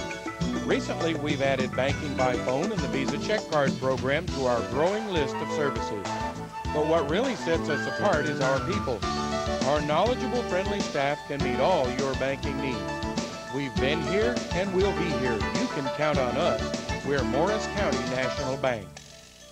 Brahma Foods in Omaha is home of the Bullpen Deli. Start your day off with a great breakfast or stop by for our all-you-can-eat lunch and dinner buffet featuring our famous good old made-from-scratch home cooking, complete with salad bar and fresh-made bread. And it's served 11 to 8 daily for only $4.75.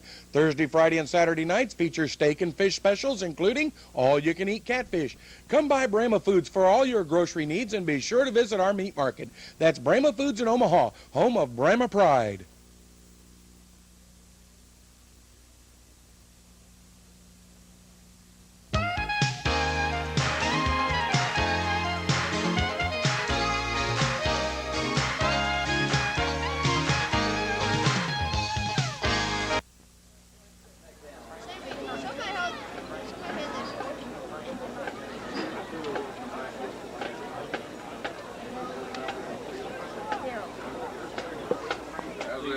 Ladies and gentlemen, while we're waiting for the Clarksville band to take the field, we'd like to remind you to please patronize the sponsors that you see here on Channel 54 that sponsor all of our area high school sports. Go in and tell them a big thank you and tell them you saw it right here on Channel 54 if you can do that.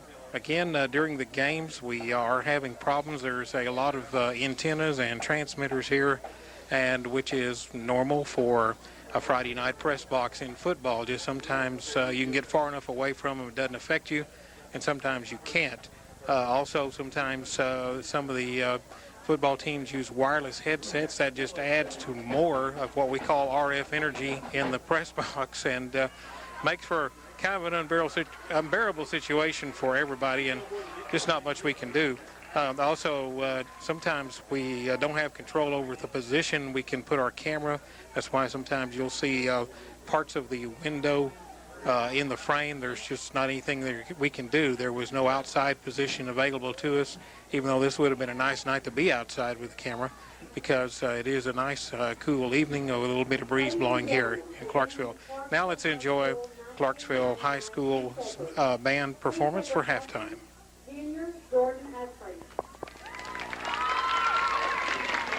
Please step our co-captain, Junior Callie Harvey. They will perform to the high school band's rendition of Pretty Fly.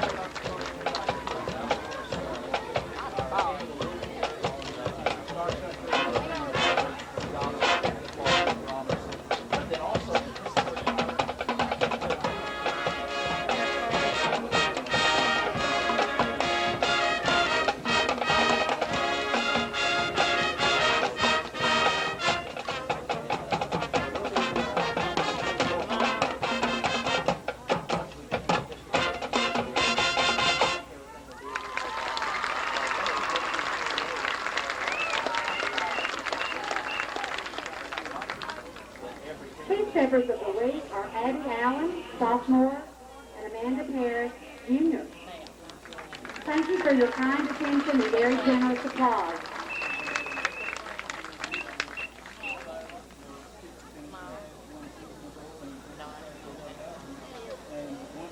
Now he's proud on his brow. That's why I had to back him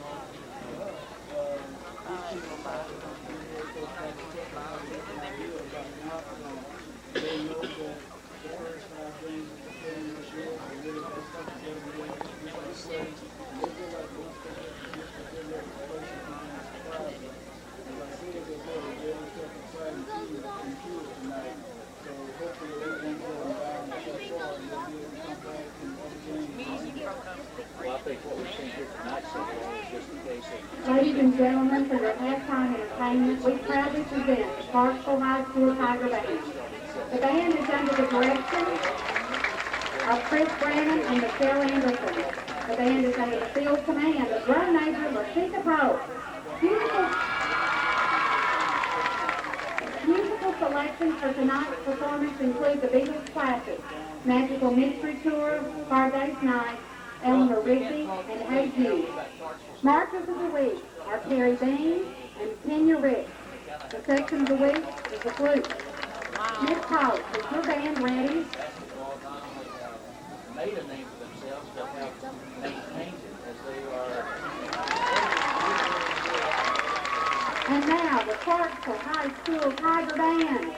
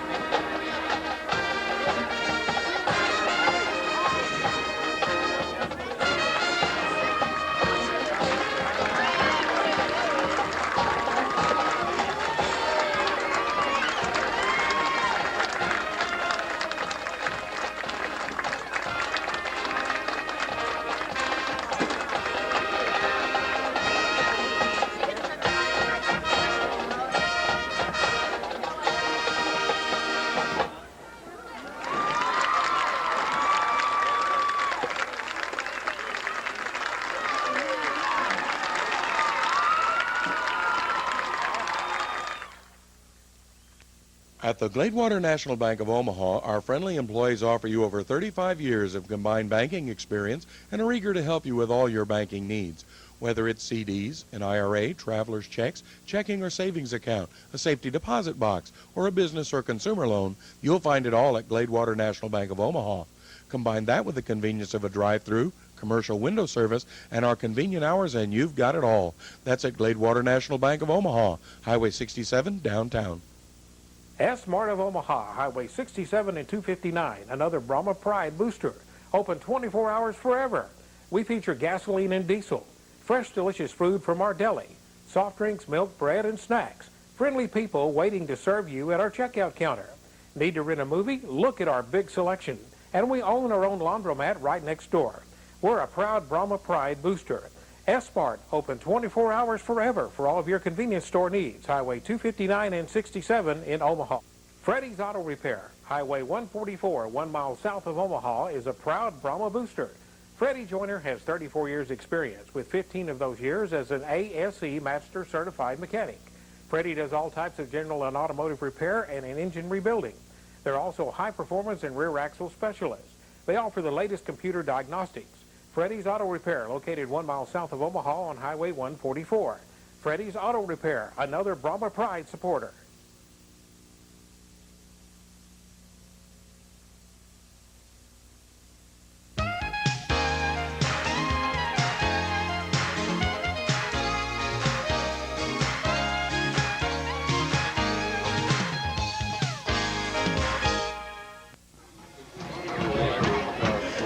Welcome back from a great halftime show by the Paul Pewitt and Clarksville bands. I'm Craig Rushing along with Junior Cox with Mike Ross on camera. We'd like to take a moment to recognize our wonderful sponsors for tonight's game. They are Omaha Furniture, Morris County National Bank, Brahma Foods, Freddie's Auto Repair, Gladewater National Bank, S-Mart, Frederick Sperry, DDS, John Paul Jones Motors, First National Bank of Hugh Springs, Omaha branch, and The Blind Place, Omaha location. Well, Junior,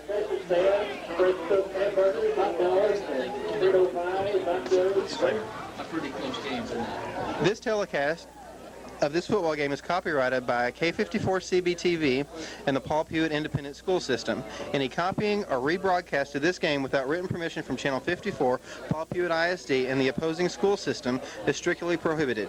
However, videotape copies of this or any other game may be obtained at the end of the season by calling Parable Productions at 572-0923. and it will be the Clarksville Tigers kicking off to the Paul Pewitt Bulls. And the Bulls back to deep to receive will be number 10, which is Kedrick Wright, and number 8, Jones, the sophomore. And about every 10 minutes you can update, get updates all around and so after we're done here at 12. And Junior, I've got the first half stats provided by Bruce Williams of the Clarksville Times. First, the Paul Pewitt Brahmas. First downs, 10. They've rushed for 164 yards, passed for 34, total yardage of 198.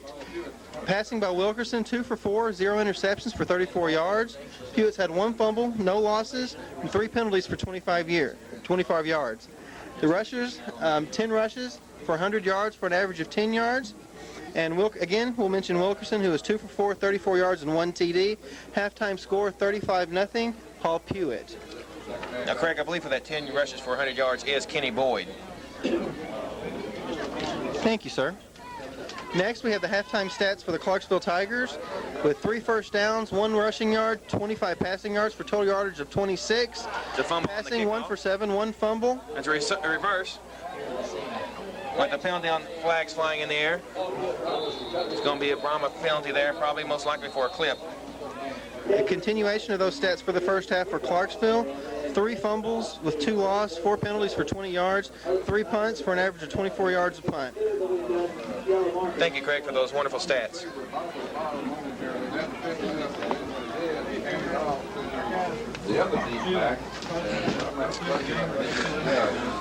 There, as we said, there is a illegal block in the black against the Bulls.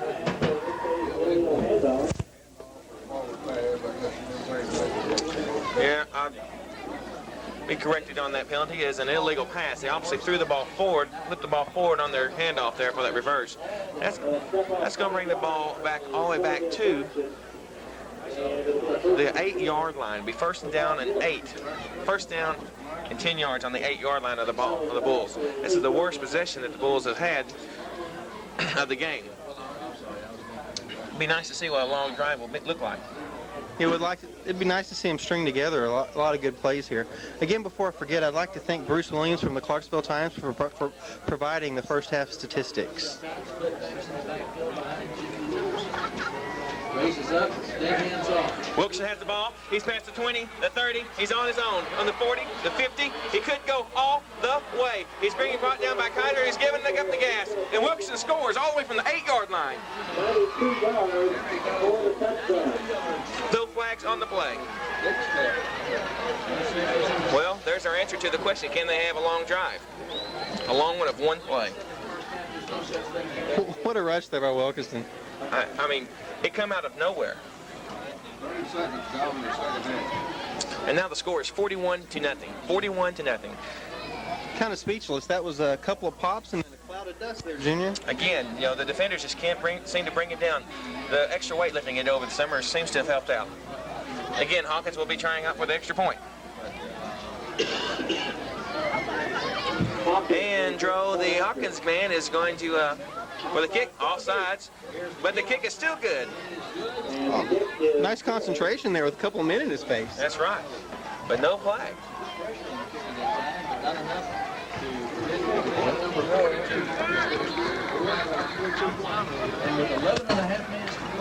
Yes, with 11.5 minutes, it is 42-0. Nothing like a 30-second scoring drive to start the second half. That officially, that's 6 straight scoreless quarters by the Pewitt defense. That's just amazing. Let's see if they can keep on racking up the quarters. Now, you know, let's just see what this Clarksville Tiger offense can do with the rest over the halftime period. They didn't get much of a chance the first time simply because the Bulls had the ball all the time. You know, I mentioned 6 scoreless quarters, but I forgot to mention that the offense has put up 90 points during that same time frame. Just amazing.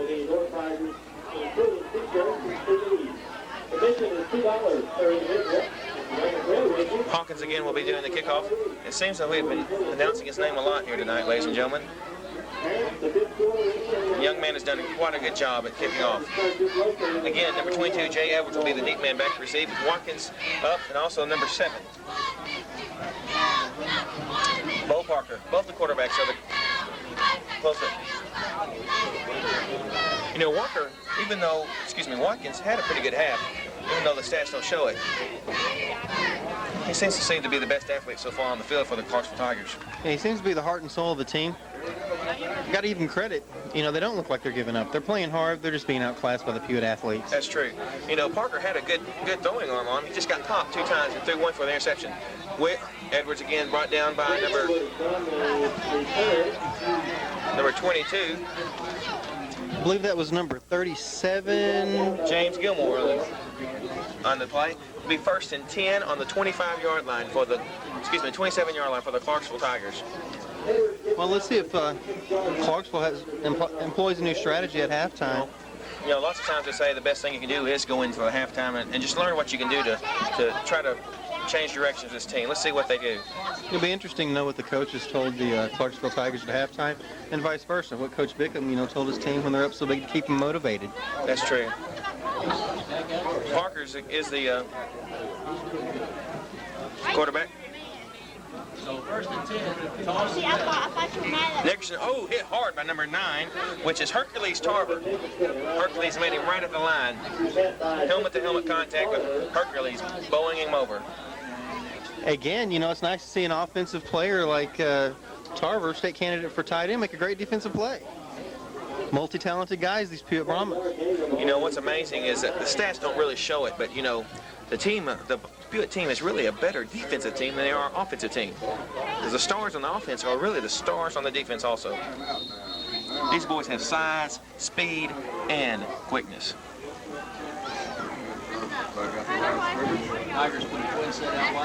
Parker again at the back.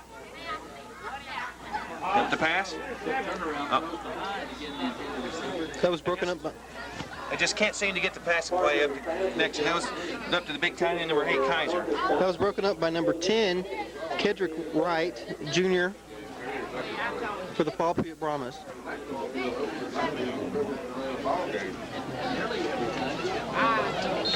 Again, it's a 3rd and long situation. So far through this half, the Clarksville Tigers have been able to sustain 1 yard. Watkins coming into the sideline, which means Park will be up under center. Twin spread right, in the I formation.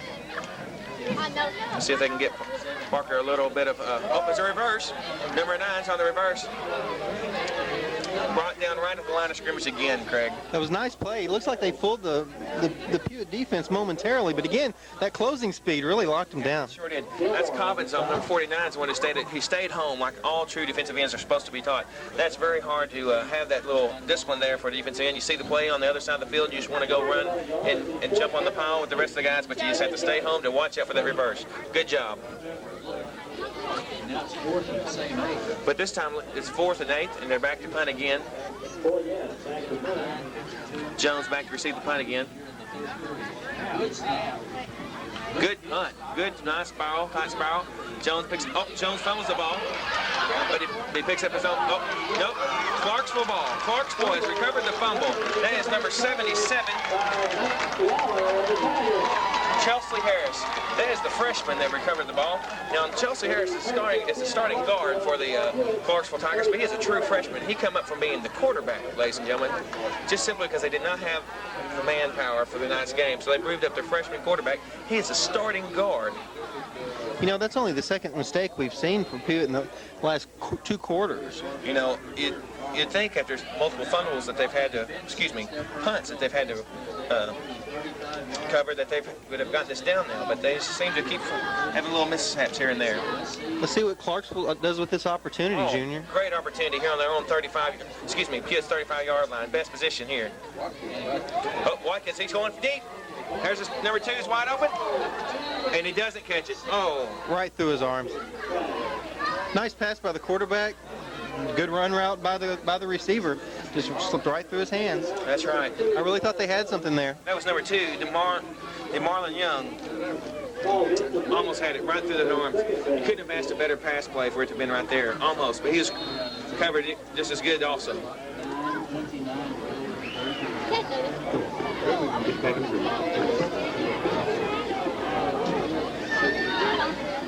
Watkins again under center. Here we go, 2nd and 10 from the Pewitt 35. And off right up the middle, just hit right, hit by 4, number 6, number 9, and number 20. Again, hit by a pack of Brahmas. Looks like about a, 8-yard loss on the play? Well, I think they're going to stop it with the... It's hard to tell exactly who made that tackle. There were so many people in on the play. They're just swarming, Greg, just swarming like bees. You know, they always say cows follow one another.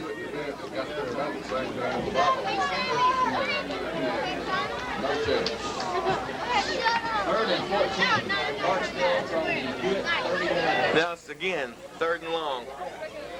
Back on their own 39-yard line now. Hawkins is waving his man over to the left side.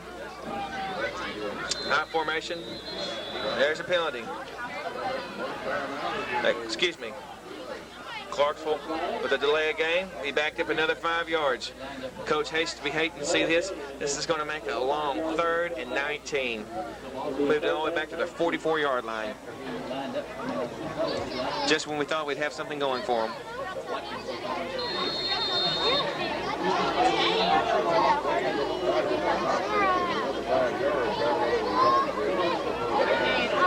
Watkins again under center. This has to be a pass play.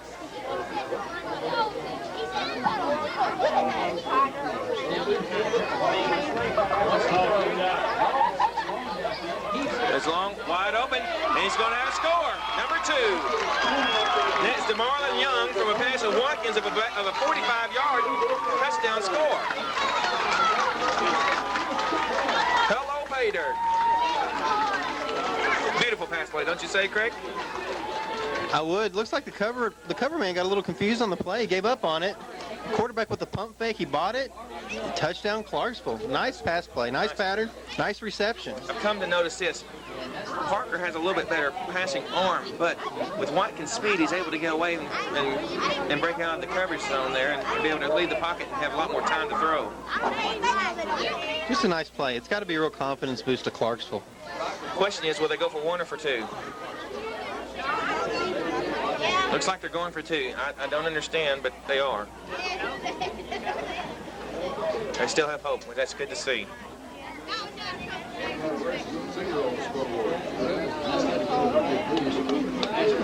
Kaiser catches it. All of a sudden, they found their passing game. Scores now 42-8 with 8:19 left in the third quarter.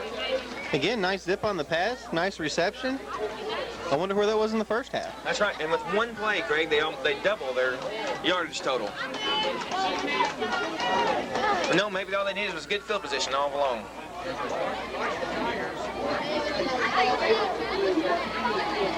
That also erases the scoreless streak they've had for 6 quarters.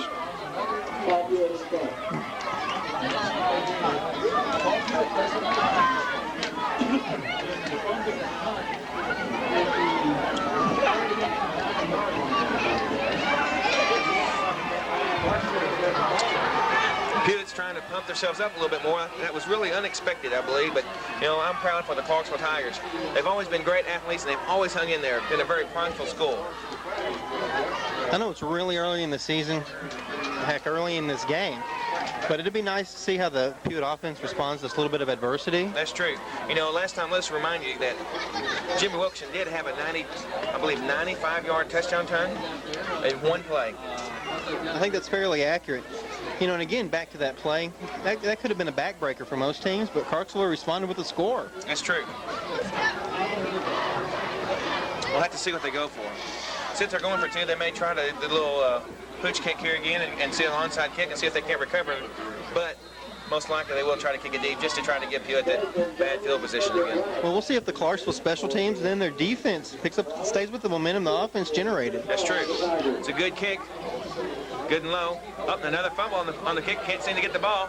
Hit right and hard. Hit hard. Right down on the own 20-yard line. Nice play by number 22. Jay Edwards for the Clarksville Tigers. You know, our return man didn't have much of a chance on that play. No, that's true. You know, our return team really could take a lesson from this Clarksville team. This Clarksville team has had a great return team. It just offense hasn't gotten started. And all of a sudden, here it come alive. You really can't do a lot when they take out your knees. That's true. Let's see what Pewitt opens up with here. Pewitt breaks from the huddle. And Wilkerson still at quarterback. Jones and Boyd at the... Hand off to Boyd up the middle. He's all alone. He could go all the way. There he is, ladies and gentlemen. He's going another way. Same story, just a different player. Going in for another 80-yard run. Kenny Boyd, ladies and gentlemen. You know it. You said it, Craig. You don't see that every day. That's just blazing speed. They need to get out the fans because they are hot. We see why Boyd had over 10 yards per carry. Now I believe that now is 11 yards for 11 carries for 180 yards and 2 touchdowns. That's right, Junior. That's an amazing stat line. But you know, you got to think about the Clarksville Tigers. You know, you give up a 95-yard run, you turn it around, make it a positive, score on a couple quick passes after several penalties put you in worse field position than you started. Then something like this happens, it's got to be devastating for the Clarksville defense. Oh, the kick is blocked. See if they return it. Nope. Hawk is not only the kicker, but he also, even though he gets blocked, he does make the tackle. So at 7:55 left in the third quarter, we've got Pewitt 48, Clarksville 8. Let's hope that Clarksville sustains another long drive like they did just this last time. Again, we'd like to mention our sponsors, which are Omaha Furniture, Morris County National Bank, Brema Foods, Freddy's Auto Repair, Clearwater National Bank, S-Mart, Dr. Frederick Sperry, John Paul Jones Motors, First National Bank of Hugh Springs, and The Blind Place. And let's see, Paul Pewitt. You know, this game has come alive here, even though the score doesn't tell it. You know, when you have 3 strikes like that right in a row, it just makes everything go a lot quicker. You know, again, mentioning our sponsors, it's nice to see so many businesses from a small community like Omaha and Naples step up and support Brahma football. That's true. You know, Brahma football is the returning Class 2A Division I state champions, and we are seeing here why tonight. We remind everyone that this is Clarksville Tigers, the Class 3A team, a much larger school. They're going to be good again this year, folks. Let's just say that.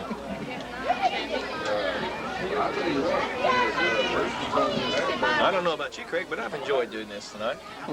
Absolutely. You know, it's fun to watch a team like Pewitt.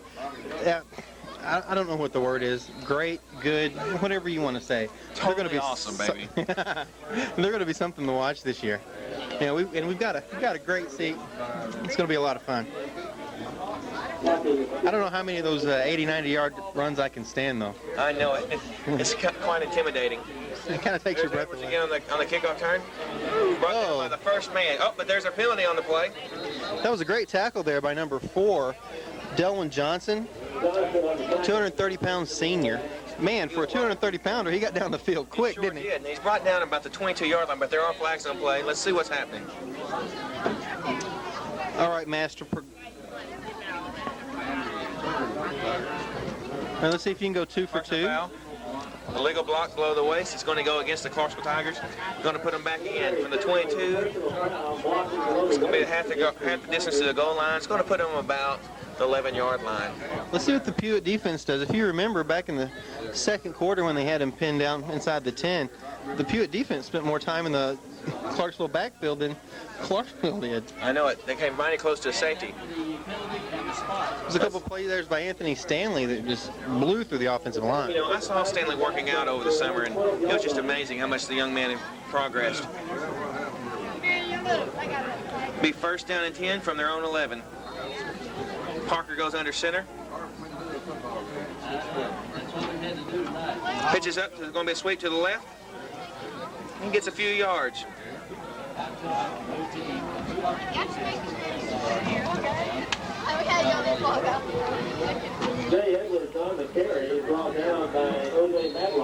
I think that was number 75, Stoltz, clogging up the middle there and forcing him to go where he didn't really want to go. That's right. Stoltz comes in at 330 pounds. You know, it's hard to move a big guy like that. It sure is, Craig. And he is only a junior.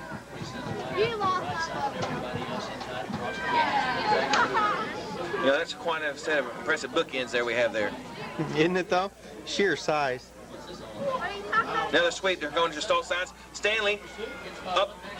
And he's hit hard. Who was that, Junior? It was Brandon Watkins, the quarterback on the ball carrier, though.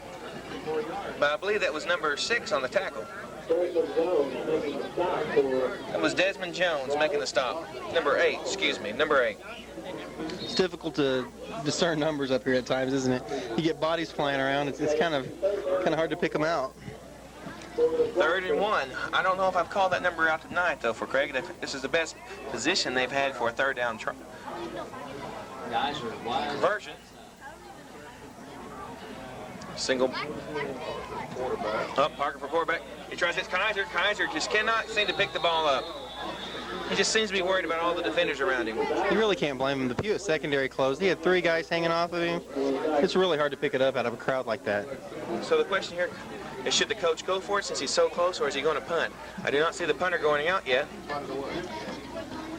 My comment? What do you got to lose? There's nothing else to lose, especially when you have an 80 and a 95-yard run the past 2 times they touched the ball. Looks like they're going for it, Greg. That's a nice call. They're taking a timeout to talk this over. It'll be interesting to see what the Clarksville Tigers decide to do with this timeout.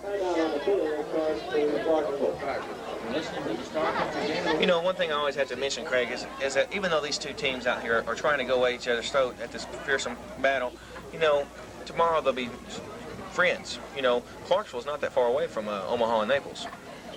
Yeah, about, what, 50 miles we drove today? 50 miles. And, you know, it is early in the season for Clarksville. They have an opportunity to learn some things, get healthy, and be ready for district. That's true. The only thing they have out here going out tonight is just the pride. There's nothing gained or lost by a win or a loss here tonight, ladies and gentlemen. Let's remind you that everything that counts is in district games, and this is a non-district game.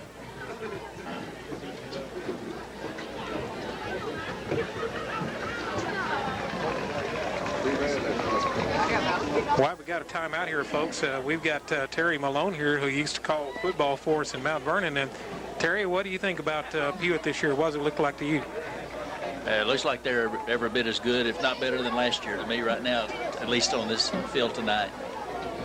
Appreciate those comments, Terry. That was Terry Malone, ex-Channel 54 football caller for Mount Vernon, and now doing Star Country. And guys, back to you. Thank you, Mike. They're going for it with 4th and 1. Going in a shotgun. He throws. And he catches. Kaiser has it. He's going down the sideline, but there is a penalty on the play. Just see if he can make a catch. Number 10. And he got him on about the 15-yard line. But there are penalties on the play. Let's find out what's happening. But there's a flag back here on the 30-yard line. Again, nice execution by the Clarksville Tigers, but looks like they could be bringing it back, Junior. It does look like they could be bringing it back. It does look like it's going to go against the Clarksville Tigers for a legal procedure. Holding is the call. Holding is the call against Clarksville Tigers. Gotta hate to see that. That was their best play of the half so far. This definitely means they'll be having to go for the punt. You know, that was an exciting set of 4 as far as the series goes. We had basically, what, 5 plays, 3 scores? That's true. You know, Kaiser showed his speed there. Excuse me, Dizer. Yeah, it was nice to see him with that display. You know, he almost had a breakout moment. He's had a tough night. Got to be disappointing for the youngster. We definitely saw the quickness that his coach talked about to us earlier.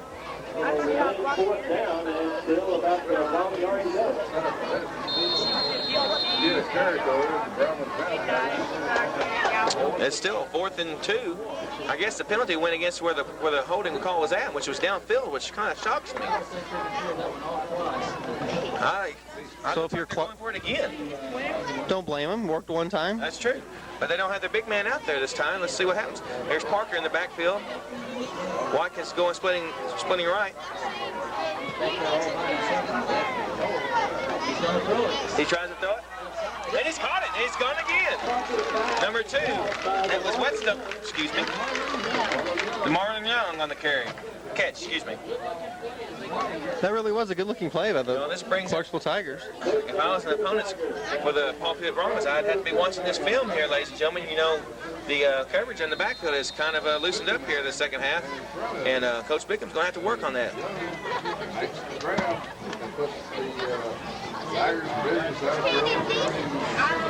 That's surprising to see. We've seen so much pressure put on the Clarksville Tigers by the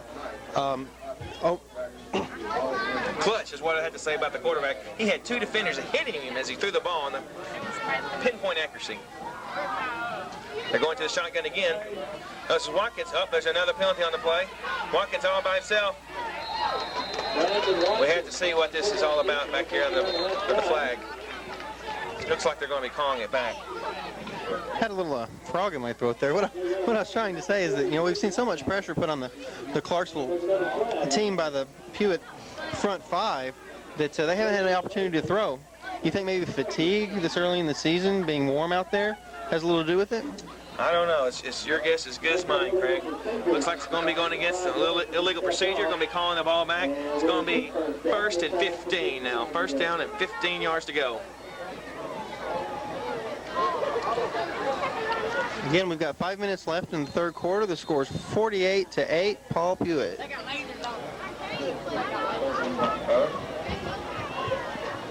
Again, they're going back out to this 4 wideouts, 3 on the right, 1 on the left. Parker, though, is up under center this time instead of the shotgun formation.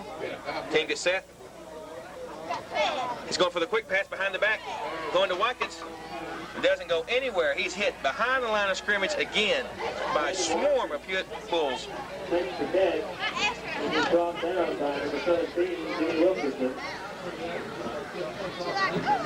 Looks like they're having a bull sale with all the bulls there in the pen like that. Yeah, you could call off a whole list of numbers there.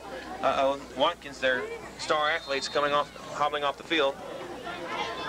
Hey, here's again. Can you hear it like it starts ringing? They hate to see that, Craig. It brings down 2nd down and 17. 2nd down and 17. Clarksville calling for another timeout. That just leaves them with 1 timeout for this half. During the timeout, let's take opportunity to recognize our sponsors again. We've got Omaha Furniture, Morris County National Bank, Brahma Foods, Freddy's Auto Repair, Gladewater National Bank, S-Mart, Dr. Frederick Sperry, John Paul Jones Motors, First National Bank of Hugh Spring, and The Blind Place.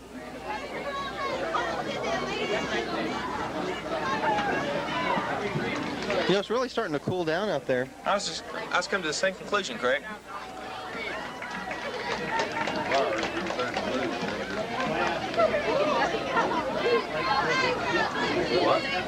You know, it's amazing, Craig, that this team, these two teams, who have, you know, are not large in attendance and have a small amount of athletes out on the field, the talent pool that's out there.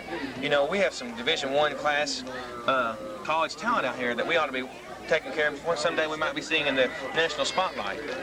Yeah, you've got to give all due credit to the players and the coaches as well. That's true. I know at Pewitt they've got a great conditioning program. You know, these kids pretty much on their own in the summer stick to it all year. That's true. They eat and breathe bull football. Now it's 2nd down and 17 still with 3:57 left in the 3rd quarter. Score 48-8. There's Parker. He's back to pass to number 9. Oh, it's tipped.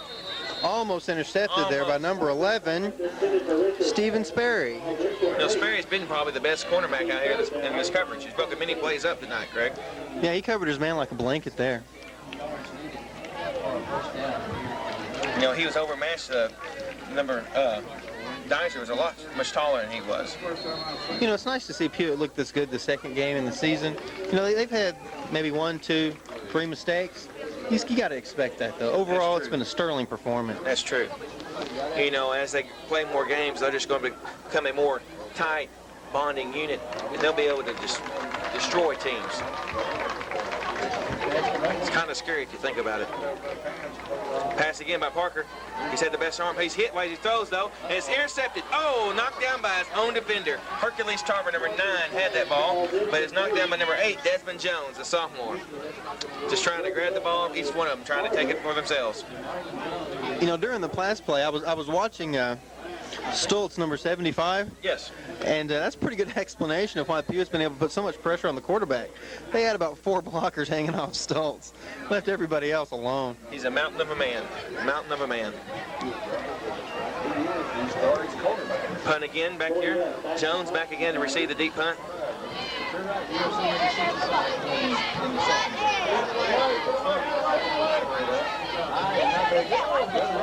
Nice roll, Clarksville roll. Going to knock the ball back down about the Paul Pewitt 30-yard line. Be 1st and 10 with 3:28 left to go. I'd say that was about a 10-yard punt and a 30-yard roll, wouldn't you? That's a pretty good explanation there. Jones wasn't even really paying attention about hitting him in the chest. He would have had to return it if he would have. Well, let's see. This is the 3rd play, the third series of downs in the Pewitt 2nd half.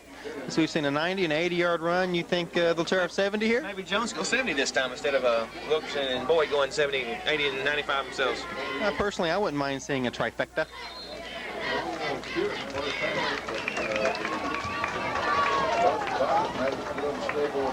Oh, we have a different backfield now. It's number 4, which is Delwyn Johnson.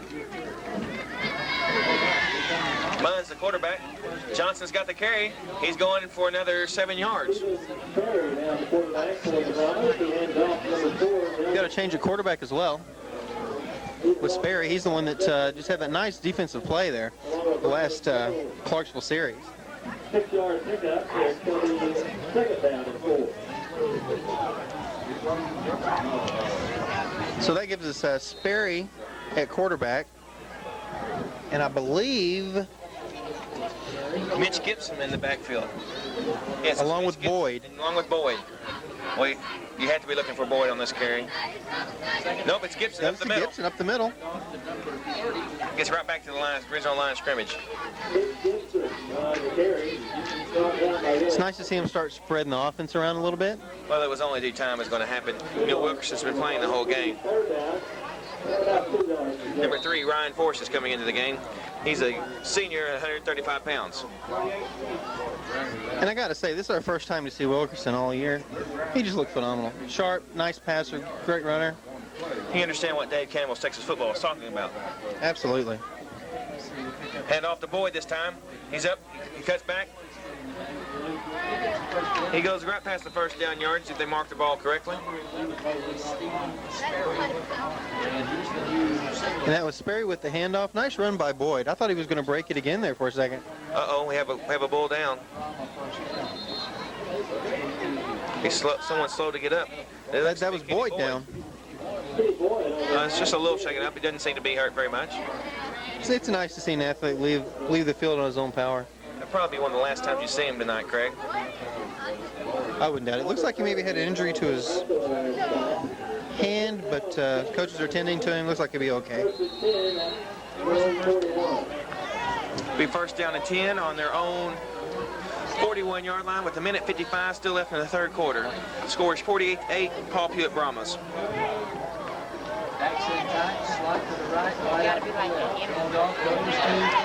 Desmond Jones up the middle.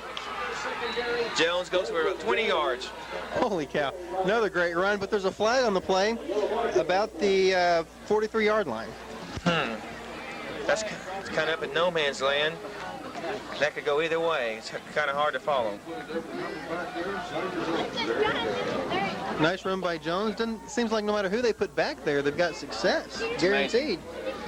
They call his face mask against the Clarksville Tigers. Hated to see that. It's already first down. Just add on to the yardage. Let's see what they give it, the 5-yarder, I do believe. Yes, it is. It's the 5-yard. Unintentional face mask. It'll be first down and 10 on the 35-yard line. You know, minute 40 still in the third quarter. We've seen a multitude of weapons displayed here by Pewitt. With Wilkerson, Boyd, it's amazing. The list just goes on and on and on. Here's Jones again with the pitch out. Oh, there's a toss. It's going to be holding on the Paul Pewitt Bulls. It's going to be number 55, Hawkins.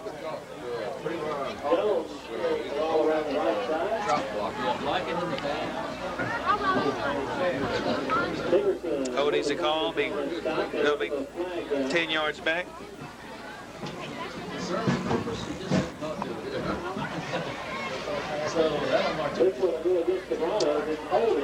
Marching back 10 yards. It'll still be first down and about 20.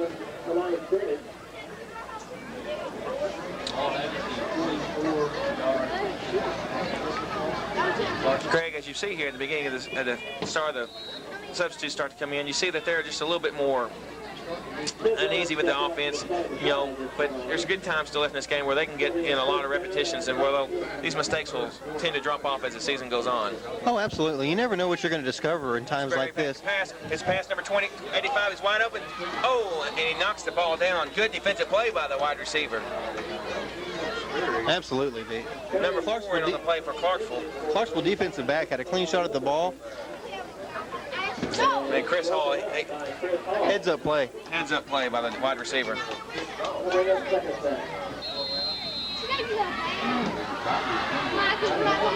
know, this is an excellent opportunity for Pewitt to develop some depth, to get their younger players out there and get some much needed experience. Second down and 19 to go.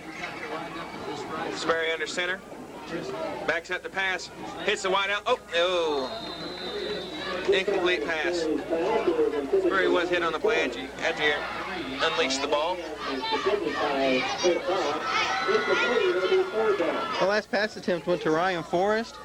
Looked like it was just a little up. Yeah, he had to rush because he had the defender right in his face. Brings up third down and 19. I haven't seen this situation yet for the Bulls. We'll see if they bring out some of their iron horses.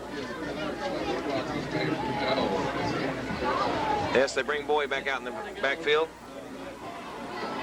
Third down and 20. Now, like we said, up number 20, handoff's number 20. He's all up. Oh, brought down back to the original line of scrimmage for a gain of 10 yards. That was Terrence Shepard. Haven't called that name out tonight, ladies and gentlemen. Nice open field tackle by number 22, Jay Edwards of the Clarksville Tigers. He would have beat Edwards, he would have been gone. That's true. Would have hit pay dirt. The clock's rolling. There's still 40 seconds left in the third quarter. Brings up 4th and 10. Looks like the Brahmas are going for it. That brings way out of field goal position. That'd be a 55-yard field goal. It'd be nice to see what the Brahmas do here. Do they go for another running play or maybe put up a pass? It looks like they're going for the pass. Oh, nope, it's going for the run. Right up the gut. Oh! It's not going to make it. It's going to be Jones on the carry for a gain of 8 yards. Again, every time they touch the ball, they almost break it. That's true.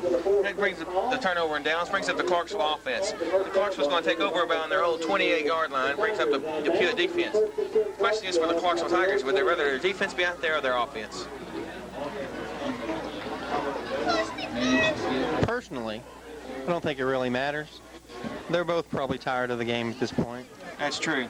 13 seconds left here in the third quarter. Again, we'd like to mention our sponsors, who are Omaha Furniture, Morris County National Bank, Bremer Foods, Freddy's Auto Repair, Gladewater National Bank, S-Mart, Dr. Frederick Sperry, John Paul Jones Motors, First National Bank of Hugh Springs, and The Blind Place. Parker up underneath center. Rolls out the pass. He's got time to pass. Deiser just sees he can't get a hold of the ball. The one time he did catch it, he runs it for about 45 yards. We'd just like to see him catch it a little bit more often. I really don't blame Deiser for being worried about the Pewitt defense. These boys know how to hit, and they hit hard. Absolutely. And they cover ground so quickly. I can't say that enough. Hey. Oh, I'm sorry. Oh, here you go, George. Here you go, George. I have to say one thing about these Tigers. They keep on fighting. They're pretty scrappy. Second down and 10. Yeah. Oh. Man, Jonathan. Man, give me it. 7 seconds. This should be the last play of the third quarter. Parker back he's up to number 4. Some contact. And unintentional contact there. The pace. It's like spirits are getting a little high in Clarksville. Right. But they both had good sportsmanship. Shake hands after the play is over with. That's the way they're supposed to be. You'd like to see that. Scores 48-8 here going into the fourth quarter. That is the quarter. 48-8. And we'll be right back. John Paul Jones Motors in Naples is family owned and operated and celebrating 32 years of top quality customer service. 3 generations of satisfied customers throughout Northeast Texas have given us the privilege of being their quality used car and truck dealer. That means a lot to us, and we try to see that every single one of our customers receives the individual attention they deserve. Courtesy, fairness, and integrity are principles we believe in. So try us before you buy your next car or truck. And by the way, go Brahmas!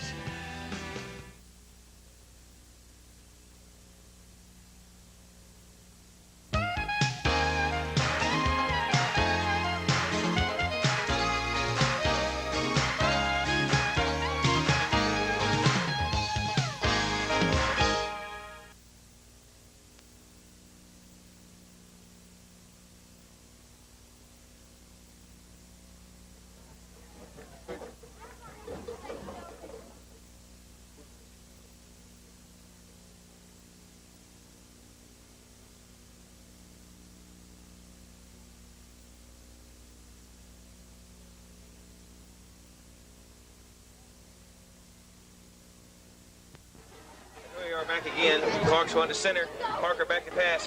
He's brought down by number 17. It's going to be Jimmy Wilkerson on the sack. Excuse me. That's Cobbins on the sack. Well, I'm glad you brought up Jimmy Wilkerson. Through 3 quarters, he's got 7 rushes for 125 yards. Amazing. And Boyd, 12 rushes for 183 yards. Where was that last week? Well, between the two, they surpassed last week's yardage by about 10 yards. It's amazing. You can understand why they both had over 10 yards per carry last year. Yeah, and you think about 10 yards a carry. We're talking instant first down every time you touch the ball. The college coach had to be just sweating over this stats. Back deep to punt. Jones again ready to about his own 50, ready to receive the punt. Flag flags on the play. Another flock of canaries. There's an infestation of these flags tonight.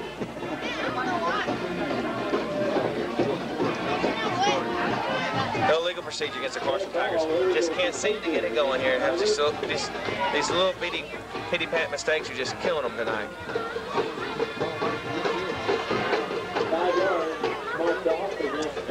Bring up 4th down and 23. He'll be lucky if he can get it back to his original first down yardage marker. Jones at the 40-yard kick. They may be going after this one. Over snap. It's going to be for a safety. There it is. High snap over his head. Just the exclamation point on the end of the game, ladies and gentlemen. Well, that puts Pewitt at the half-century mark for the game so far. Hated to see that. You know, through 7 quarters, Pewitt's outscored their opponents 98-8. That's amazing. You know, we mentioned the two-player stats with Boyd and Wilkerson. Even though they are the most impressive stats, they're just 2 of the amazing force that they have is putting on the onslaught. Oh, absolutely. You know, from your key position players to your offensive line, the Pewitt offense has just looked outstanding tonight. Every opportunity they've had to shine, they have. Defense, too. Oh, you can't beat it. You've seen the Pewitt secondary make a couple of mistakes, but they turn right around and turn it into a positive.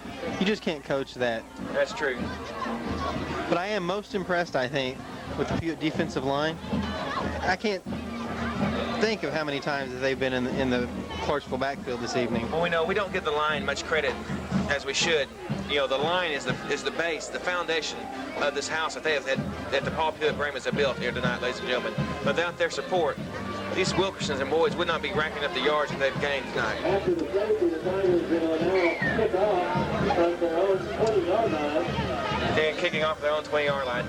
Most definitely going to give the Bulls good field position again, but the Bulls have had a problem with holding on to the kickoff. That's true. Other than just a couple of mistakes, I think 2 missed PATs and the 1 fumble on the kickoff, special teams have looked pretty good. Nice kick there. Jones fills the ball. Goes right to the line. First man hits him. There is a flag on the play, though.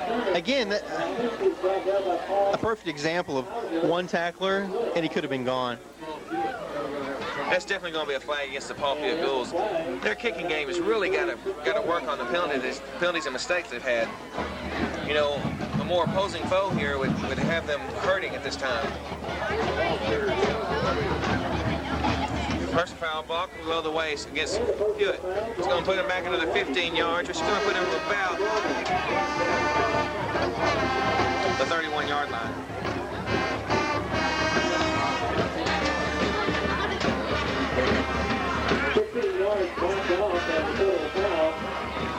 Personal foul, blocking below the waist. And it will be first down for the Brahmans at the 30. It's going to bring up 1st and 10 from their own 30-yard line.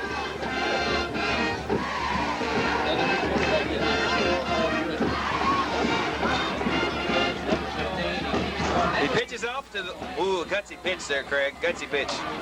No kidding. I really thought he would just go down with the play, but I don't know if the risk was worth the reward on that one. I don't know either. You know, he had more blue jerseys around than white jerseys. Hey, but when it's bouncing your way, it's bouncing your way. It looks like the Paul Pewitt Brahmans are going to be playing Hooks next week, another Class 3A bowl, which will be a home game. So all you fans of the Paul Pewitt Brahmans, come on out to the home field and watch the state champion, Class 2A state champion Paul Pewitt Brahmans come out and play. You know, it's nice to see our team, I hate to say it, warm up against 3A competition, but I feel sorry for our district opponents. That's a good way to put it. Paul Pewitt, number 20 again on the hook. You know, it's another carry for 8 yards. That was number 20 on the carry. Terrence Shepard. We're going to be calling Shepard's name out a lot this quarter, because it seems that's who they're going to leave in to relieve Boyd. Number 85 coming in the game, which is Ishmael Wilkerson. And number 20, Terrence Shepard. And number 4, Delvin Johnson.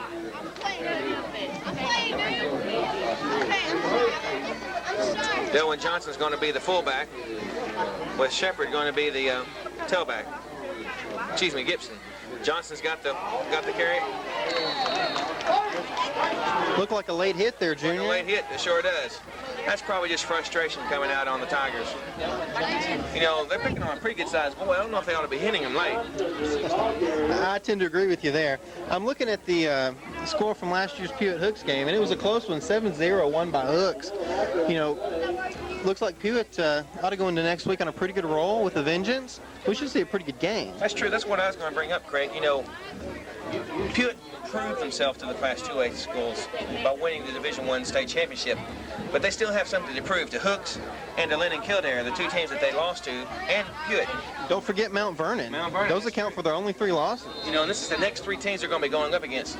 You know, and they were all 3A playoff teams last year. That's true. I would be worried if I was Hooks, Mount Vernon, and Lennon Kildare. Oh, absolutely. I think the tide has turned in the favor of the Pewitt Brahmas, definitely. It's hard to believe, but they actually look stronger than last year's team. That's amazing. Just simply amazing. I guess that's why, again, they're ranked number 1 in the state of Texas. Brings up second down in about 8 yards. It's 8 minutes and 35 seconds to play in the game. Pewitt's up 50-8.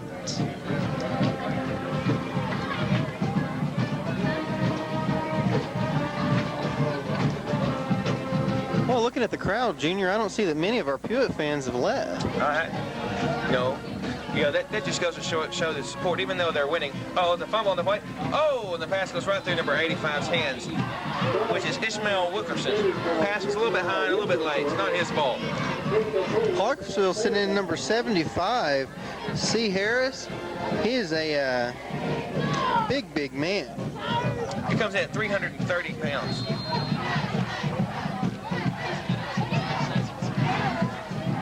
Excuse me, that number 75 is Chelsea Harris. You're correct. Excuse me.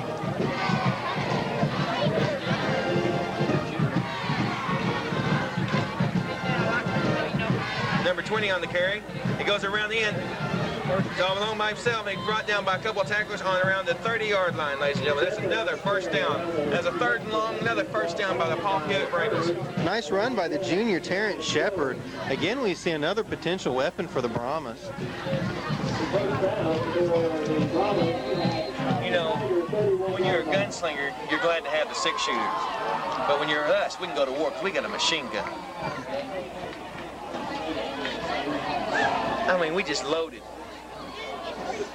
It seems like we're carrying a few extra packs of ammunition as well. And that's just scary. Carry right up the middle. Didn't do much, though. You know, the backs we have in here now are just not the biggest, powerful backs as Boyd and Wilkerson are. Yeah, that was Benny Whetstone with the run. It looks like they had about a 3-yard gap there before he was hit. But we're talking about a 145-pound senior with a lot of speed. Excuse me, that was a carry for about 4 yards. Brings up second down and 6. 7:18 left in the quarter. Scores 50-8. That's right, 50-8.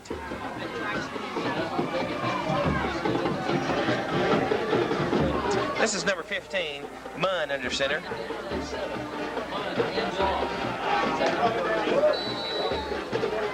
That's hand off number 40, Anthony Stanley in the play. Pewitt nose guard with the tackle. Looks like he was pretty hard to bring down as well as block, Junior. Stoltz is coming in. You know, this is the 3rd Pewitt quarterback we've seen for the evening. That can do nothing but help them later on in the season. That's true. Repetition, repetition, repetition.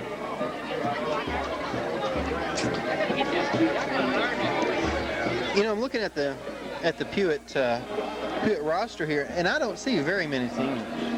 That's scary, isn't it? And it looks like they'll be loaded again for next year. Munn under center again. 3rd and 5. Up the middle. Those number 20, 30, Mitch Gibson on the carry. We've seen a couple of nice runs out of Gibson this evening. Yes, we have. You know, he hasn't done anything fancy, but it's just been very comfortable in there. Nice aggressive runner, moves his legs. That's what I like to see from our Pewitt backs. They're constantly in a state of motion. Really hard to bring down, and even when you think you have them stopped, they can just keep on motoring. You know, it's one of these things where you have to watch the play completely through, because we've seen many times tonight they just keep on going, and all of a sudden the defenders slide off them and they go for the long yardage. Here they are threatening again. It's 4th and 1 on the 21-yard line. Good rushes to the line. Pitch out to number 6. He stopped short. You know, I thought maybe once we get to see him punt for practice, but we haven't seen that yet today. Well, I don't think you're going to see much punting from the 21-yard line. Maybe an extended field goal should have been the choice there. Well, I thought that might be a nice change of pace. I haven't seen one all year. That's true. You know, I remember last year at the state championship game watching Mailbox kick off. That was the most impressive kickoff I've ever seen. Not only did the boy go out of the end of the end zone, the ball went up some 50 or 55 feet in the air.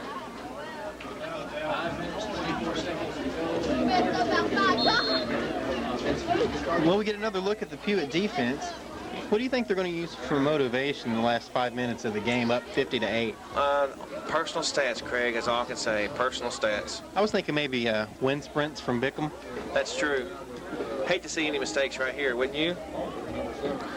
You're going out to this 3 wide out. Delay of gain again, ladies and gentlemen. Delay of gain. Looked like Ryan Jones, junior receiver, had a hard time getting off the field there.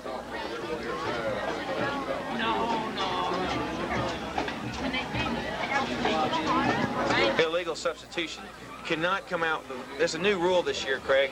It's going to be hard for us to keep up with. That's what the hand signal is. It's not in our program. That signal there is illegal substitution. You cannot come out with 12 men out of the huddle. You have to have 11 men in the huddle. They try to do this for these offenses like this with the 5 and 4 wideouts. You know, they didn't know how many people were coming to wide out to cover. You can see where the confusion comes from. Backs them up another 5. 1st down and 15. Trips left. Back pass been it's hit. That's probably a fumble, ladies and gentlemen. Again, it looked like the entire Pewitt team was in the backfield on that play. No, there's just been no confusing them at all tonight. And, you know, that's just the signature of a well-prepared team. You know, they've got a lot of, virtually every starter back from last year.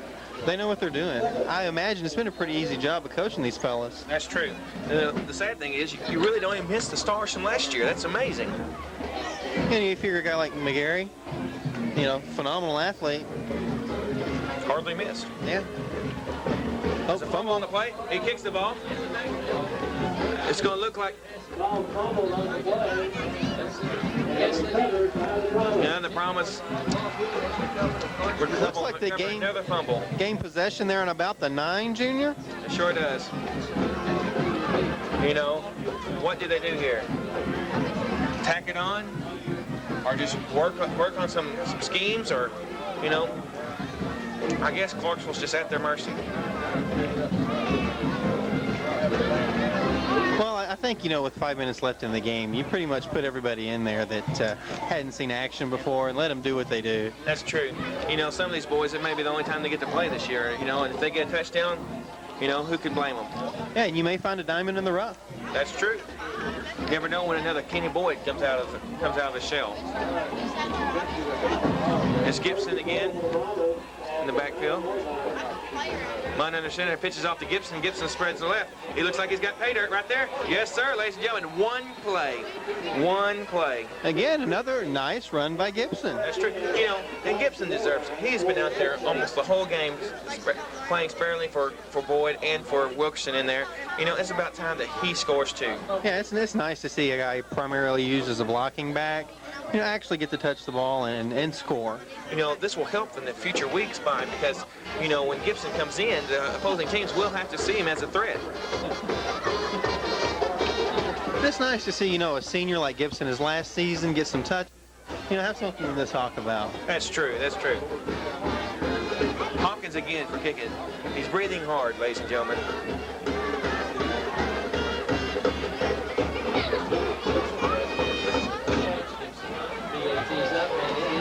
It's another good kick. One thing about him, he's very consistent. Yeah, he looks really accurate when he has time back there. It's Pretty impressive. Punch kick I just love to watch. You don't see many kickers go straight on like that anymore, do you? No, you don't. I think the last great one I saw played for the Washington Redskins. True, true. Let's see, well, the score is 51. I'm sorry. True will be 57-8. Actually, Scoreboard's just missing a few lights. 58-8. It was a 1-point conversion. 6 points. That's 7 and 50. 57-8. I think we're missing the outstanding math credibility of Craig Rushing. I got my shoes on. Oh, that's true. That's true. The lights being out there kind of confused me. Craig, while we have this pause, maybe we ought to recognize our sponsors one more time for the night. And they are Omaha Furniture, Morris County National Bank, Burma Foods, Freddy's Auto Repair, Gladwater National Bank, S-Mart, Dr. Frederick Sperry, John Paul Jones Motors, First National Bank of Hugh Springs, The Blind Place, Omaha. And let me remind you that without the sponsors, we would not be here tonight. Again, we thank you.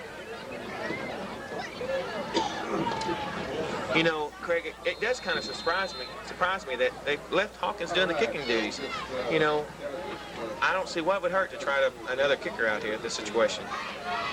I remember back in my playing days that when we were ahead so far, we just kind of let everyone who wanted to kick. Boom! A beautiful kick, maybe his best one yet tonight. Edwards on the return. Edwards.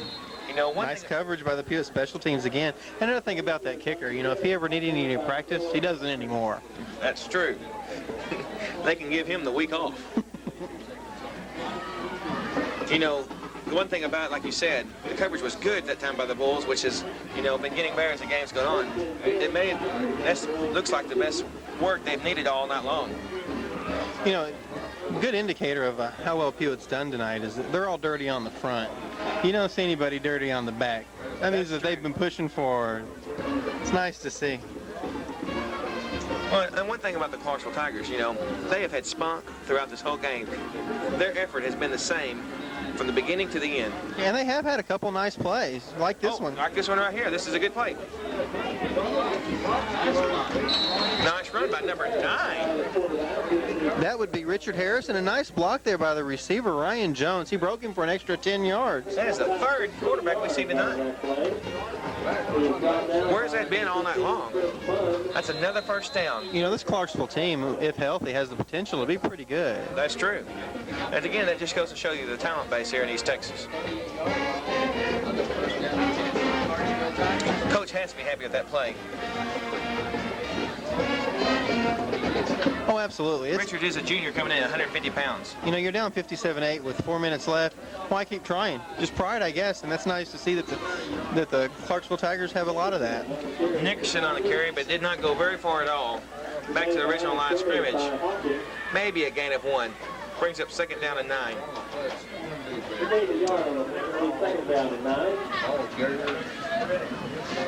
Number 9, Harris, coming in for the Tigers. He's a 150-pound junior. Let's see where he lines up. The score is 57-8 here on the 3 minutes and 43 seconds left in the ball game. Reverse. You know, even though this is a second unit, and I suppose this is a second unit, you know, they're just still as sharp as the first team is. Yeah, it's you know, that again speaks of the depth of this team. You know, it's not many of any team can boast that they have a good second unit. You know, usually you see a pretty good drop off. You know, Stoltz is still in the game too, and he has done an outstanding job over there on the defensive tackle. He's a load to move. He can really plug a hole. Make him plug 2 holes. Or at least occupy 4 offensive linemen. That's true. Let's watch him on this play. He holds it number. Oh, and is it? Almost intercepted by number 9.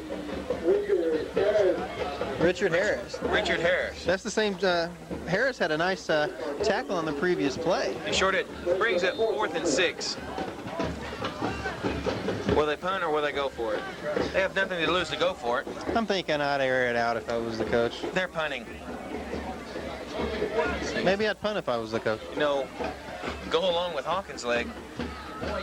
Number 64, Danny Boyette's leg has got to be getting tired. Good snap. Not much pressure. Nice punt. Nice punt. Farmer just under it at 28. Starts up here. Great stutter step. Oh, great miss by Boyette. Almost makes the tackle. You know, I'll give him the assist. I don't think I could give him the tackle. It was his presence that did cause Hawkins to go down. I think Hawkins got his shoestring caught on Boyette's shoulder pads. Something had to happen.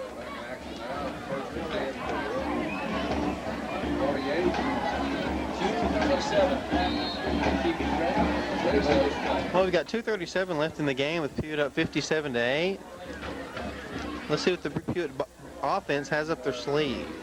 You know, Coach Bickham has to be thinking, you know, just let's help this team out a little bit. And hands off, keeps it. Now he makes the pitch.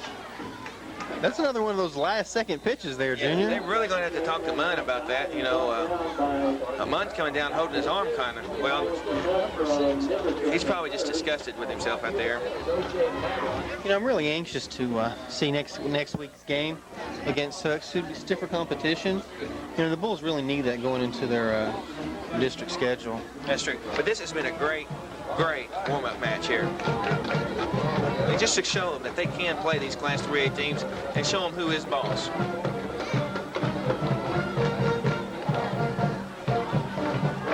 Less than 2 minutes left in the ball game. Score is 57-8. Second down and 10. Sperry in under center. Sperry hands off.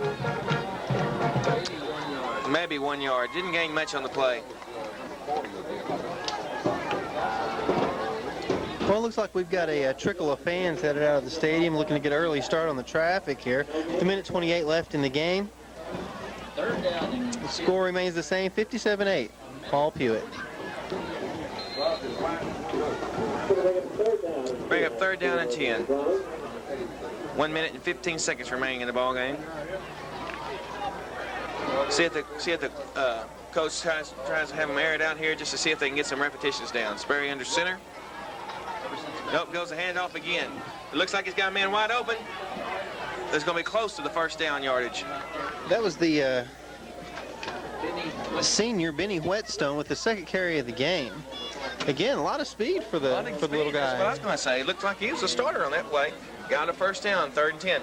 You know, while they're moving the chains, maybe we ought to mention our sponsors just one more time for this game with 50 seconds left to go. Yeah, our sponsors for the evening are Omaha Furniture, Morris County National Bank, Brahma Foods, Freddy's Auto Repair, Gladewater National Bank, F-Smart, Dr. Frederick Sperry, DDS, John Paul Jones Motors, First National Bank of Hugh Springs, The Blind Place, Omaha location.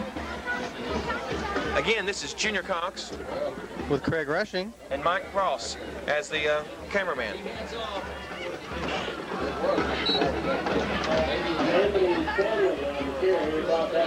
So we had a 1 yard carry by, was that was Anthony. Anthony again?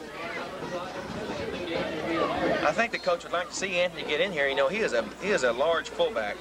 Coming in from a lineman position. 4, 3, 2, 1. And that ends the game with 57-8. Paul Pewitt Brahmas. And we'll be right back with the end-of-game recap. First National Bank of Hugh Springs, Omaha office, offering free checking, senior citizens accounts, check card, debit card service for your checking account, personal loans, home equity loans, real estate loans, 24-hour customer service. Our lobby is open 9 to 3 Monday through Thursday and until 5:30 on Friday. Our drive-thru is open 8:30 to 3 Monday through Thursday and until 5:30 on Friday. First National Bank of Hugh Springs, Omaha office, a Brahma Pride supporter. Sunspots. They're a sneaky little enemy that interrupts your sleep. They follow you from room to room. and interfere with things you like to do. That's why Hunter Douglas created new Light Lines mini blinds. They keep out the light that ordinary mini blinds can't, so only the beauty shines through. New Light Lines mini blinds from Hunter Douglas. It's what you don't see that makes the difference. And with locations throughout the East Texas and Louisiana area, there's a blind place near you.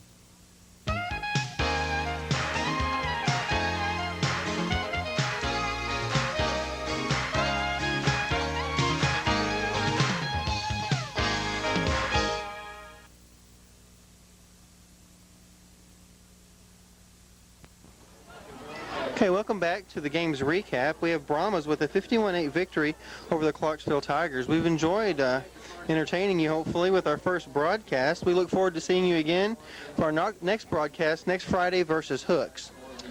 Overall, we have a great game by Kenny Boyd with a carry of 12 carries for 183 yards, and for Jimmy Wilkerson, 7 carries for 125 yards.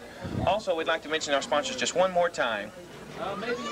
They are Omaha Furniture, Morris County National Bank, Bremen Foods, Freddy's Auto Repair, S-Smart, Gladewater National Bank, DDS Fredericksbury, John Paul Jones Motors, First National Bank of Hugh Springs, and The Blind Place. Again, this is Craig Rushing with Junior Cox with Mike Ross on camera.